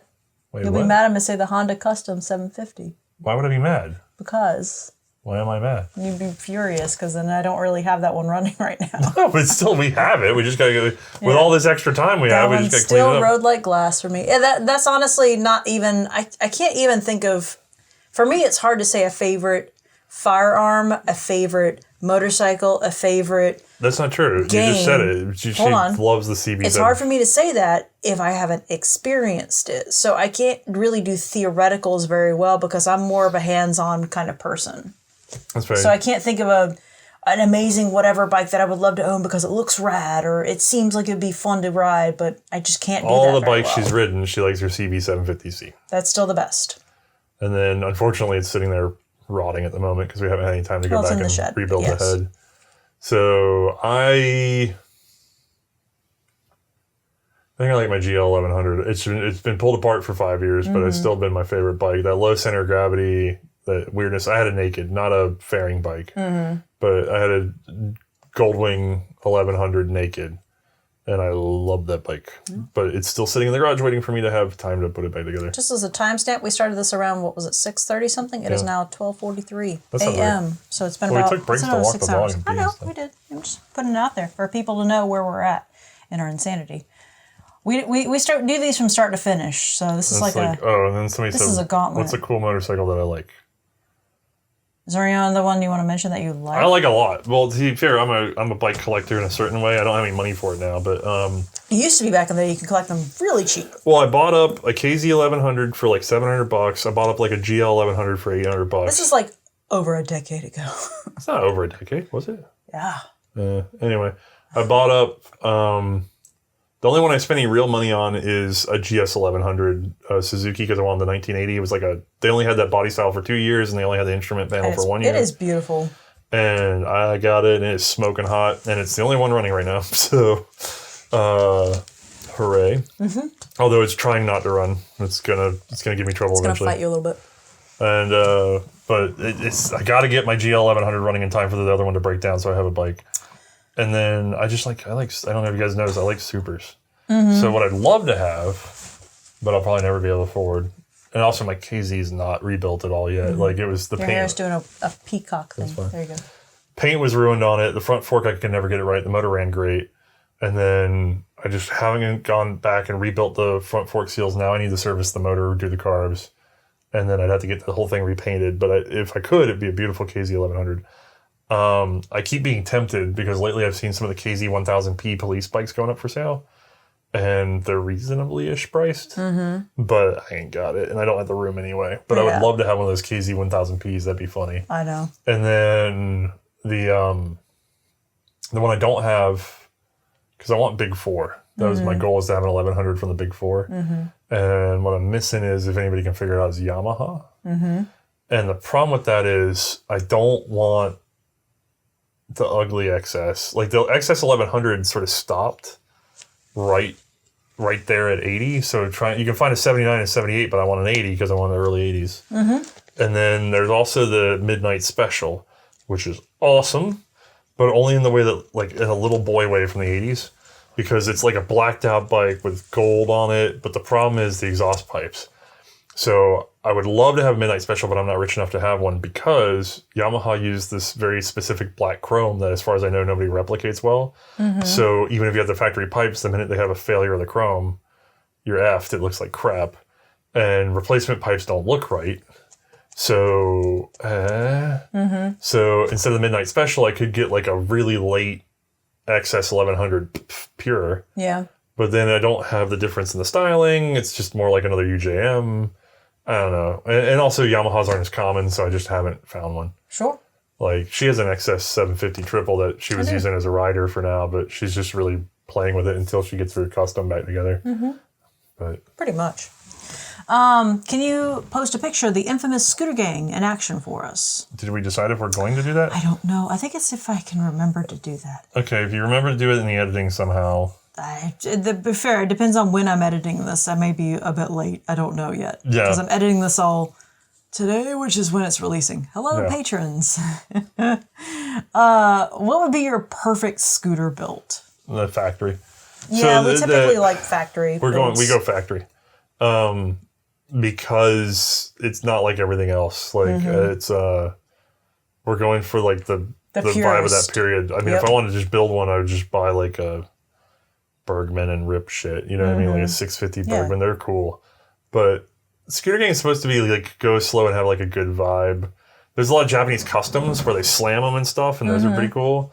But the problem with that is they'll just get effed up here if we do that. And anything I do that customizes it means I'll forever be responsible for the custom parts. Well, let's be honest. The perfect scooter build, you already know what it is. It's Honda Helix. Yeah, Honda Helix. I love Honda Helix so much. It's so good. The Fusion in Japan. Oh my god, I still got to do some repair work on mine because I've messed it up a little bit, but it's very popular. It's rideable, so that's all that counts. I love. There's a gang of them in Japan. The Honda Helix gang. Yeah, and they have different colors, each of them, and they're so pretty. Yeah, well, they got them all slammed out, and they got they have all sorts of customizations over there. It's wild. Yeah. Let's do one more question. We'll take a pause. Is there ever a possibility for a May cookbook? I don't think there could be, because I feel like I'm cheating with my stuff, because I take recipes that I find online and then I'll look at them, and now I can look up and then go, I don't think I want to use this. I think I want to try using these two ingredients instead. And then I'll run with that, and I'll taste test as I go. And now it's closer to about like 3/4 or half the time that I'll be like, that was pretty good, but I want to tweak it from here and there. And I'll note to myself emails, little tweaks that I need to make to the recipe next time. So when I do it again, until I get that perfect note symphony essentially that I'm looking for in the food. I compare it to notes because it's the best way I can think about it, because sometimes you'll make something and it'll just hit this peak note and you're like, ooh, that was not what I was looking for. That's really standing out and causing a distraction in the dish. I want to have more of an evenness to it. Or I want it to have these different notes throughout it, so it basically, as you're eating and consuming, oh shit, it's like the, someone told me the comparison the other day. Apparently Ratatouille, the mouse movie, did that, where they were talking about, like, he was closing his eyes and seeing notes or something. Oh. I don't know. But it's like that. It actually is like that. But I don't know if I could do a cookbook, because I don't think I have enough recipes. I think I won't have a cookbook I could do until I'm old, because by then I'll have enough recipes. Right now I'm still accumulating. I maybe have a dozen that I'm really happy with under my belt. Yeah. But that's it. Like, I have others that I'm still tweaking. Okay. Well, I believe in you. I guess when I'm 70, and if I'm bored. Sure. Which I might be. I don't know. It depends. So after I'm dead. Yeah, you'll probably be dead. Yeah, that's fine. Yeah. All right, let's take a pause for the cameras. What's your favorite quick recipe? My favorite quick recipe? Oh, on that note, we need to make cabbage. Oh, yeah, I can make some cabbage. It would have gone well with the sausage. You should get more sausage. Oh, yeah, okay. And smoke that. With the cabbage. With the cabbage. Well, not smoke it with the cabbage. Right, no, I know, but do the cabbage on the side. Yeah, that would have been excellent. Okay, yeah, I'll do that for you. Okay, anyway, sorry. Favorite quick recipe? I'm just thinking. Oh. What? You're so itchy today. I don't know. I was thinking. You're giving me lice? You're making me itchy. I don't know. What's a quick recipe? Yeah, that's the problem. Do you have a quick one? Well, the problem is that like a lot of them have been... God, my tailbone, y'all. I need more meat on my cushions. All right. I mean, my favorite quick recipe personally for myself is my poor man's spaghetti. Okay. Which I use ramen noodles, the ramen packet, and just spaghetti sauce. Mm-hmm. I'm very happy with that. There you go. Perfect recipe. What a chef.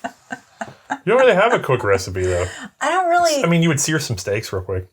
I could, but, It's probably the fastest thing you could do. Yeah, and I mean, I do that thing where bathing them in butter and stuff. Do you want to tell them that? Well, it's just, I sear the steaks pretty hot on the stovetop, and I have, like, a whole stick of butter is thrown there. I just baste it as it's searing real quick with some thyme and some rosemary. Mm-hmm. And then I'll finish it in the oven until it gets to whatever temp I'm happy with, and then pull them out from there. That's it.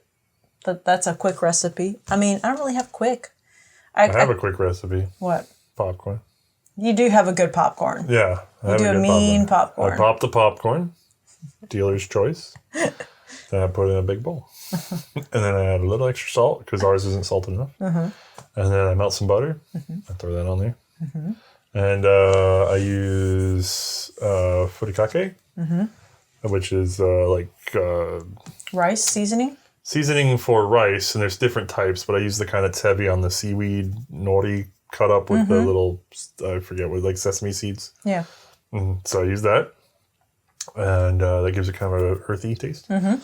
And I use nanami, so multiple, togarashi, which is a type of Japanese spice chili powder, which is actually my favorite chili powder. You also do garlic powder. And yeah, I was getting there. Okay.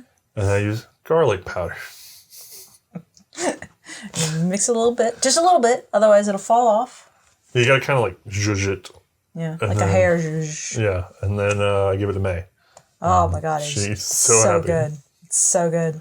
This was worked up over an evolution of things. It started with just garlic powder, and then I kept sort of playing with things. Yeah. The big one is I was looking for. There used to be a type of like, I think Hungarian hot salt that I can't find anymore. The brand. No, it wasn't Hungarian. It was. They tried to give me Hungarian. I don't like it as much. It was. I think Morton's had a hot salt that they just stopped producing, and everybody misses it. Yeah. And so I finally found a substitute that I liked good enough, which was the Japanese nanami togarashi. So. So that and furikake. It's pretty good. It's really good. Butter and garlic. I love it. Yeah. It's one of my favorites. I don't cook. I'm sorry. I don't really have a good quick recipe, because I think my fastest recipe still takes 2 hours. And that's my beef stew. Yeah, that's true. And that's not even fast. And even then, I don't even like the beef stew day one. I mean, it's good. When May doesn't know what to eat, when it's she good. just She just puts mayonnaise in a tortilla and eats it. Yeah, I do that. That's... If I'm feeling extra spicy, I'll put a little layer, like one single line of yellow mustard. When I don't know what to eat, I just eat pistachios. Just a lot of pistachios. It's a lot of pistachios. Yeah. So I don't know if that's good or not.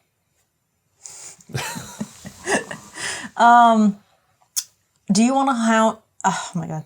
Do you want to hike Mount Ortega? Thank you. And sing the Tapum song together? I will bring lunch and grappa. No. That's travel. We have a travel ban until we're done with the studio. Also, I don't know if you'd be able to hike very well. What are you trying to say? It's like the air gets thinner and it's harder to breathe. It wouldn't be good for you. I think it'd aggravate your system. Yeah, maybe. You're fine. He's fine for Charleston flat pit. He'll outlast anyone all day long. I can walk through the swamp all day. He can. But I feel like a mountain would exacerbate your issues. The air is really wet there, right? No. Oh. Super dry. Mm-hmm. So, which bags of funky foreign potato chip flavors did y'all finish eating or not? The Italian one we did, the Italian meatball. Yeah, the meat sauce. The Italian meat sauce ones are good. You should go get them. They're great. I actually did like the wasabi one. That one was really good. Yeah. Yeah. That's about it. The rest of them I could leave. Yeah. Okay. Especially that fried chicken one. That was terrible. Tastes like ash. What's the meaning of life? No, it's for you. It says May. What's the meaning of life? May. Yeah, that's for me to answer. Just to make sure you live every day as you intended. That's it. That's your life. That's my meaning of life. That's what I follow by. What do you intend? For where I decide that day. What if somebody has evil intentions? Should they live that way? I don't feel like. Well, I mean, that's their meaning of life, I suppose. I think I think every person's meaning of life is their own thing. That's wrong. I don't like relativism. Well, that's your stupid desire to have that meaning of life. I believe. Do you believe there's do you believe there's things that are good and things that are evil? I mean, do you believe there's I think evil intention can be good or evil depending on your own moral standings. So what if somebody's standings. best life for them is being evil? That's what they intend to do. Well, then that could counteract with someone else's meaning of life, in which case they could die. So you're saying the evil people are fulfilling the good people's wishes of being... Look, no matter what, they probably have less regret living their life as they are. I'm not saying it's good of them to live their life evilly, so you should live without regret.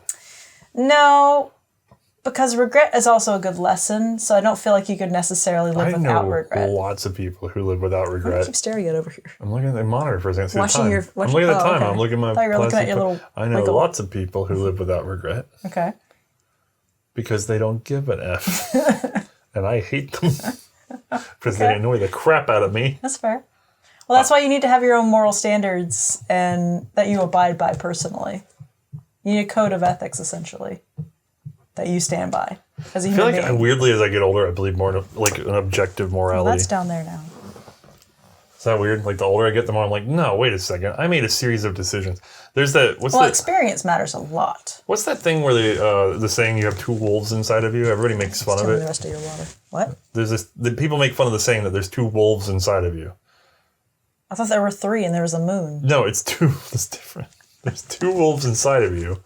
And one of them's bad and one of them's good. I mean, they say it more poetically than that. Well, they're wolves. Aren't they just going to eat each other? There's a bad wolf and a good wolf inside of you. That wolves would just attack each other. And they fight over who gets to tell you what to do. Oh, yeah. See, they're going to eat each other. And the answer is who's going to win. Are you going to be bad or good wolf, right? Well, then what if it eats one? And whoever wins... Does that mean they're dead? I'm telling this terribly because I'm trying to summarize it for you and it's still not going well. No. Whoever wins is the one you feed. In other words, you feed your intentions. Okay. Because that's the moral of the story. Like, if you allow yourself to be bad over and over again or feed your bad intentions over and over again... You'll be the stronger wolf. You'll become a bad person. I mean, eventually, yeah. Yeah. I mean, you might be a little bad and then a little more bad, then a little more bad, then eventually you just have poor judgment. My only problem is I don't think I could be the all-white wolf. Like the all-good wolf. No, that sounds kind of boring. It's not even boring. It just feels... I don't know. It feels pretentious. I don't know how to explain it. Yeah, that's fair. Maybe I'm wrong, though. I just like trying hard. Giving a good effort. Well, he didn't ask me what the meaning of life is, yeah. so I don't have to answer it. You have no meaning in life. Damn. This is an anime question. In Evangeline, Evangeline. I said that. Good start. Evangelion? Yeah, Evangeline. I don't know how to pronounce it. You're the one that watched this. I didn't. It didn't matter. They didn't really say it. Are you a Asuka enthusiast or Rey enjoyers? I don't know. Asuka was kind of shitty and Rey was emotionless, so... I've never seen they're it. both terrible, from what I remember. I don't have to know anything. I watched it in middle school, and I didn't understand it, and I didn't really try to go back and rewatch it as an adult because it was not entertaining. I never liked it on sight. So I'm going to go with no. And I vaguely found out what the plot was, and I was glad I never watched it. Eat it. Yeah, that's fair. That was like the plot of a lot of them. I hate Japanese God is weird animes. Yeah. Tell me a story, have the ending make some gosh dang sense. I'm not doing it. Oh, well. I'm not doing it. It's like Shinboru. That's fine. Just you remember Shinboru? Yes, I hated the ending of Shinboru. Go watch you see, go watch you don't a Korean understand. anime. They'll totally make sense. He was touching all those Never knew. penises in order to be God. What the hell are you talking about? That made no sense, yeah. Yeah. That was weird. Yeah, but then just walls lining. every touch meant something happened in the world. Remember that? Yeah, but why was it was penises? crazy. Cherub penises, too. I thought that was even very weird. That was very strange. I was having fun with it until sense. it stopped making any sense. Yeah. It's a cop-out. It's a total cop-out. I was not comfortable with that movie. I hate the Japanese God is weird endings. I hate them. They don't make any sense. All right. Who would you pick to play you all in the C&Rsenal the movie? Sucks for you. I don't know the names of any actors. You know, I don't think I'm pretty sure she could act me well because she's a good actor. But I like Helen Hunt. I don't know who that is. She was in Twister. I never watched Twister. She's like one of the 6 actors that I know. Name another one that she was in. Brad Pitt. Wait, I thought you said name an actor. I was going to name actors that I knew off my. What was he in? A movie of several. Oh, I like the one. I liked him in The Lost City. He was only in there for like 10 minutes of that entire movie. Super funny. What? Name another movie. He gets killed in the first 10 Helen minutes. Hunt. Oh, I spoiled it. Don't listen to that. What was Helen Hunt in? Twister. Other than Twister. I don't remember. She was good in Twister. This is the worst. Movie She was questions in for several other Matthias. things. Oh wait, she was in the one where the guy is the FedEx employee and he gets lost on the island, and then he ends up getting The one rescued. I saw the last 5 minutes of, and you had to explain the whole movie to me. Yeah, she was in that one. Which one was she? She was the woman. She was the old wife of his that ended up getting paying that much remarried. attention. She The didn't hot look- chick. Well, she didn't look like you. I wasn't paying that much attention. I To you. didn't say they have to look like me. They don't have to look like us. Can she pretend to be autistic and Yes. tomboy? Yeah, she can be tomboy. She does that. And she was in Jurassic Park. Which one was she in Jurassic Park? The first one. The- She was the woman in Jurassic Park with what's his face. I did see Jurassic Park, but I Yeah. don't remember. She was the one with the pants pulled up? Yeah. I don't remember what she looked like. It's like 80s. She was the least Wife. rememberable character of the entire movie. You can remember the boy. You can remember what's his face from. Oh God, what is his name? The one who's put the water down the back of his hand. Oh yeah. What's his name? Oh god. I don't know actor's name. Neil. That's not his name. He was also in Portlandia. He was in the Portlandia stuff. I don't remember. We're not really good with No, I'm not good with names. I don't know actors' names. But I liked her. Some fat guy with a beard. I don't know. Out of all the female actors I know, which are Zach Galifianakis. I know why I that did guy. 3 He's like fat and he that. has a beard. 3, I would pick her. I know Zach Galifianakis because he was a comedian. Mm-hmm. But I don't know if I've seen any of his movies. Mm-hmm. I know he started doing movies. Mm-hmm. But the reason I remember him is because he had a comedy special and he had a women's choir come in and sing the diarrhea song. And as a young man, that was brilliant. That was... And then I started seeing his name on stuff and I was like, oh, that's the guy with the weird name. And it stuck because he was in credits of stuff. Yeah, that's fair. On TV commercials for movies. Bruno's going to watch this part and just be shouting at the screen. Bruno knows all the TV guys, the movie guys. He's got an excellent memory. So for him, this is infuriating. Whenever we go, we occasionally go to the gym. And Zach Galifianakis didn't he do like a Kanye music video where he's on a tractor and he was just like making it lift up and everything as if it was on hydraulics. It was great. I mean, they were hydraulics, but not like car. I don't remember. Okay. All right, let's keep going. At what age did Matthias grow out a full beard, and will he ever shave it off? I'm not allowed to shave it off. You grew out in 2014. Do you think so? Yeah. No. It wasn't full, but it was... No, because that would have... I didn't grow it out like right at the beginning of the show. You did. It was probably slightly before that. Okay, well... I didn't have the full beard when May met me. I know that. No, he had a chin strap. It was a narrow, shitty beard. Yeah, it was pretty shitty. Well, it was okay at the time, but now it's stupid in hindsight. Yeah. You were young and stupid. Thank you. You're welcome. I call things as they were. All right, let's do one or two more, and then we'll take a pause. If it were a beautiful spring day and y'all were sitting on a porch, which of the seats options would y'all prefer? You have to pick a list. Oh, list in order of preference. Holy crap. Yeah, I'm not doing This that. is a lot. I mean, it's not a lot, but we're You want me to we're very remember tired. 5 things in the middle of the night? 1, porch swing. What's wrong with me? 2, can't even speak.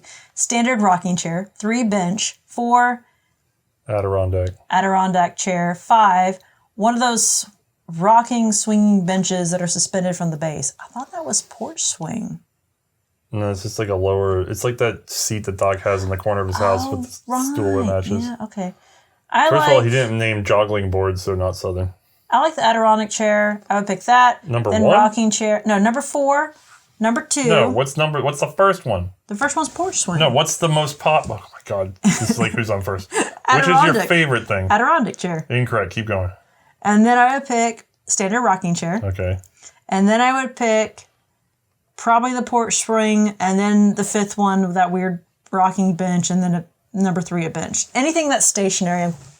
I mean, except for the Adirondack chair, which I am naturally very comfortable in those. The bench has got to be the worst. It's just going to be sore on my butt. Yeah. Adirondack chair is right above bench. I won't even pick the bench. I'm just going to leave that off. I won't choose to sit down. I'll stand. I guess worst is bench. Second worst is the rocking, swinging bench and thing. I don't know what that is. Then probably Adirondack. Then porch swing. Then the best is rocking chair. Okay. There, the end. That was really involved. Move on. All right, let's take a pause for the cameras. All right. If you had more time, what would a hobby like to start be? Okay. Did you type that or they type that? No, they typed that. Oh, okay. If I had time for a hobby. Yeah, what would it be? A new one. Maybe sailing. Yeah, that'd be good. That'd be nice. I would do that with you. That'd be pretty. Yeah, I'd love to have time for that. I would try a banjo. Yeah, that'd be interesting. But to be fair, if I had time, I would just try to do the one hobby that I haven't been able to really work on, which is my bikes. Bikes and cars. Yeah. Like, I've accidentally inherited another car, sort of. What was your dad's? It was an inheritance that I paid for, but I got it. Yeah. He found his dad's truck. Yeah, I was talking with the guys, and his dad's been dead for like 20 years? Yeah, Miss Suzu's came up. I was like, my dad had a little efficient Suzu truck, but I couldn't keep it for reason. There's a whole thing.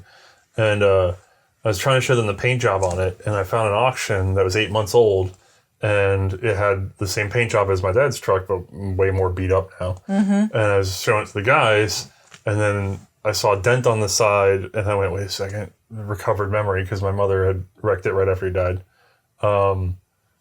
She was so sad about that. Yeah, she was really upset about that. Sorry, Mom. So, I mean, she's dead now too, so she didn't care. So, I looked up the VIN on it because it was listed with the auction. It went no bid. It was 8-month-old auction, no bid. Right. And I looked up the VIN, which was hard because it was all effed up. I mean, so y'all bad. know where this is already going. We had to decode it, yeah. So, tax records, not only like the Carfax, but the tax records put it right on my dad. Mm-hmm. And I went, son of a bitch, why is this here? So then I had to go through this whole process of like going to the auction company, playing games and talking to people.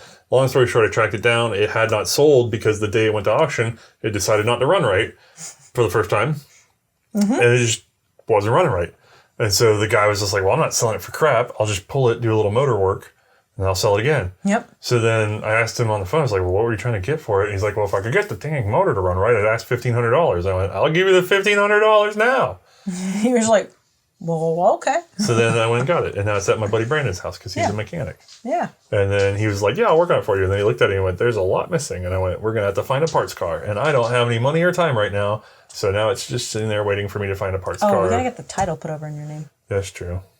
But anyway, eventually I'll have a parts car. And then I'll be able to rebuild my dad's truck.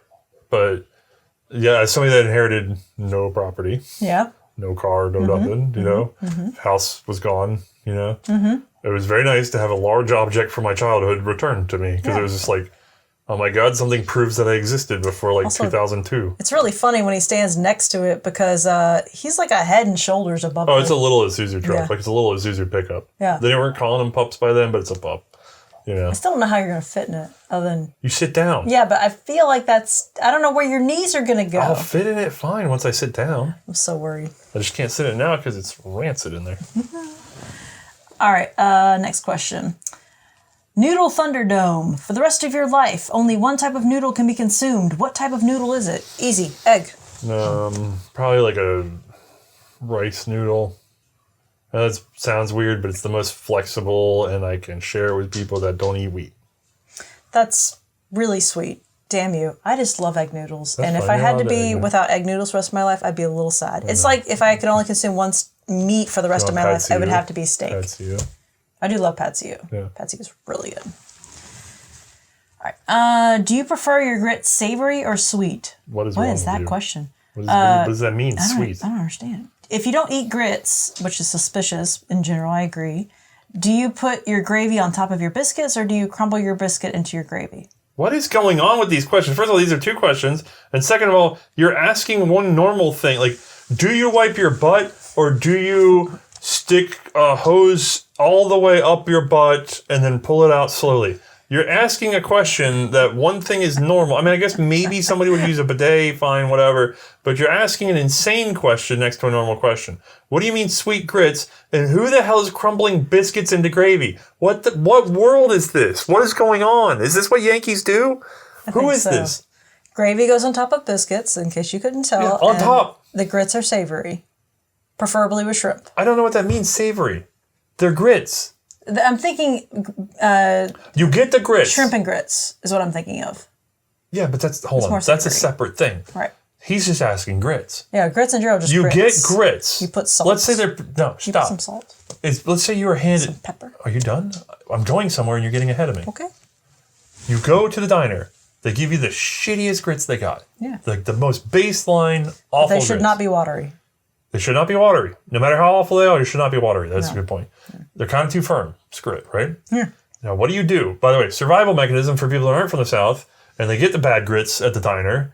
If they're watery, send them back. There's no hope. No, just send them back. If they're a little over dry, if they're crunchy, send them back. There's nothing you can do either. They're crunchy. Right. They're undercooked. If they're al dente and they're not watery, but they're a little dry and clumpy, you're fine. That's Yeah. how you want them, crappy. they can do. Because the first thing you do is take all the butter you can find and throw it in there. Yeah. And stir it up with some salt and a little more pepper than you think you need. And then that's grits. I kind of like an over easy egg mixed into mine, but I'm a wild child. No, you throw if you have an over easy egg, you throw it on top and you cut into it and it soaks everything up and that's how you eat. That is bottom tier, garbage tier grits. From there, you could have other things added like ham or bacon. Oh, or, I like crumbling bacon. Yeah. You can have gravy, like a brown gravy. I've even seen white This gravy. just makes It's me want not to go to a pork terrible. restaurant and we can't do that. Yeah, no, it's really sad. So that's fine. Who is adding sugar? What do you do? This is not oatmeal. No, it's not oatmeal. It's not oatmeal at all. You're not supposed to add sugar to grits. That doesn't even make And it's sense. not yogurt, so you don't add granola. You're just making sounds at me. It's already made of corn. Like that's the thing is it's made of corn. It's already got sugar all up in it, I'm sure. Now, if it's a shrimp and grits thing, it's kind of a savory deal. I will say that. Well, yeah, you can add gravy that makes it savory. But that's not liking like grits savory. That's just I have grits and gravy, you know? They're probably thinking of those places like the Grit Counter and stuff like that do weird concoctions. They're of wrong. grits. They are wrong. Stop it. Stop whatever that is. Yeah, You're disgusting. stop doing And I'm upset. Now, what are you talking? Who Why would you crumbles the crumble biscuit biscuits into the gravy? Do you have a bowl of gravy? Someone just Do wants you understand? For you to crumble it into the gravy, you would have to start with a bowl of gravy. Here's my thing. Does that mean you're just finding an excuse to eat the gravy, or what's the biscuit for at that point then? I'm completely offended by You all just of pour this. gravy, and it's preferably sausage white gravy over a biscuit. Preferably, that's the only thing you put over. But you don't put brown gravy on a biscuit. That is weird. I've tried it. It's not my favorite. That's for mashed potatoes. Yeah, mashed potato. That's brown is mashed potato. White gravy White is biscuit. or country fried steak. Yeah, country fried steak. Then There are reasons for things to be the way they are. Or chicken fried chicken. Yeah. Now, the last two were just statements. No questions, just love the show. Keep up the great work, love the content. That's not a question. You're fired? They just wanted to... It's one mission. Just ask a question. No, They're going to go put sugar in their grits now. No, they're not. You've already told them how to eat properly. There is objective evil, and it's sweet grits. I condemn you. I guess we found the thing else. They'll all die out for food, too. Yeah. Like, Jesus Christ. That's fair. Don't complain about the grits of the stupid diner unless you throw the whole pat of butter in there and stir the crap out of it. You gotta stir the crap out of it. I don't know how long this actual recording is. This may be shorter than the last Q&A. However, it still will be in 2 parts. So if you are seeing this currently, you have missed part 1. Go watch part 1 wherever the link is in the description. That's my thing. Okay. Well, I'm a little tired. Yeah, I'm going to go. It is 1:15 a.m. when we finish this. I don't, again, know what it's going to edit down to. The bars are closing. Yet. We can't even do anything. No. But you made me want grits, you son of a... We don't have any. We don't have any.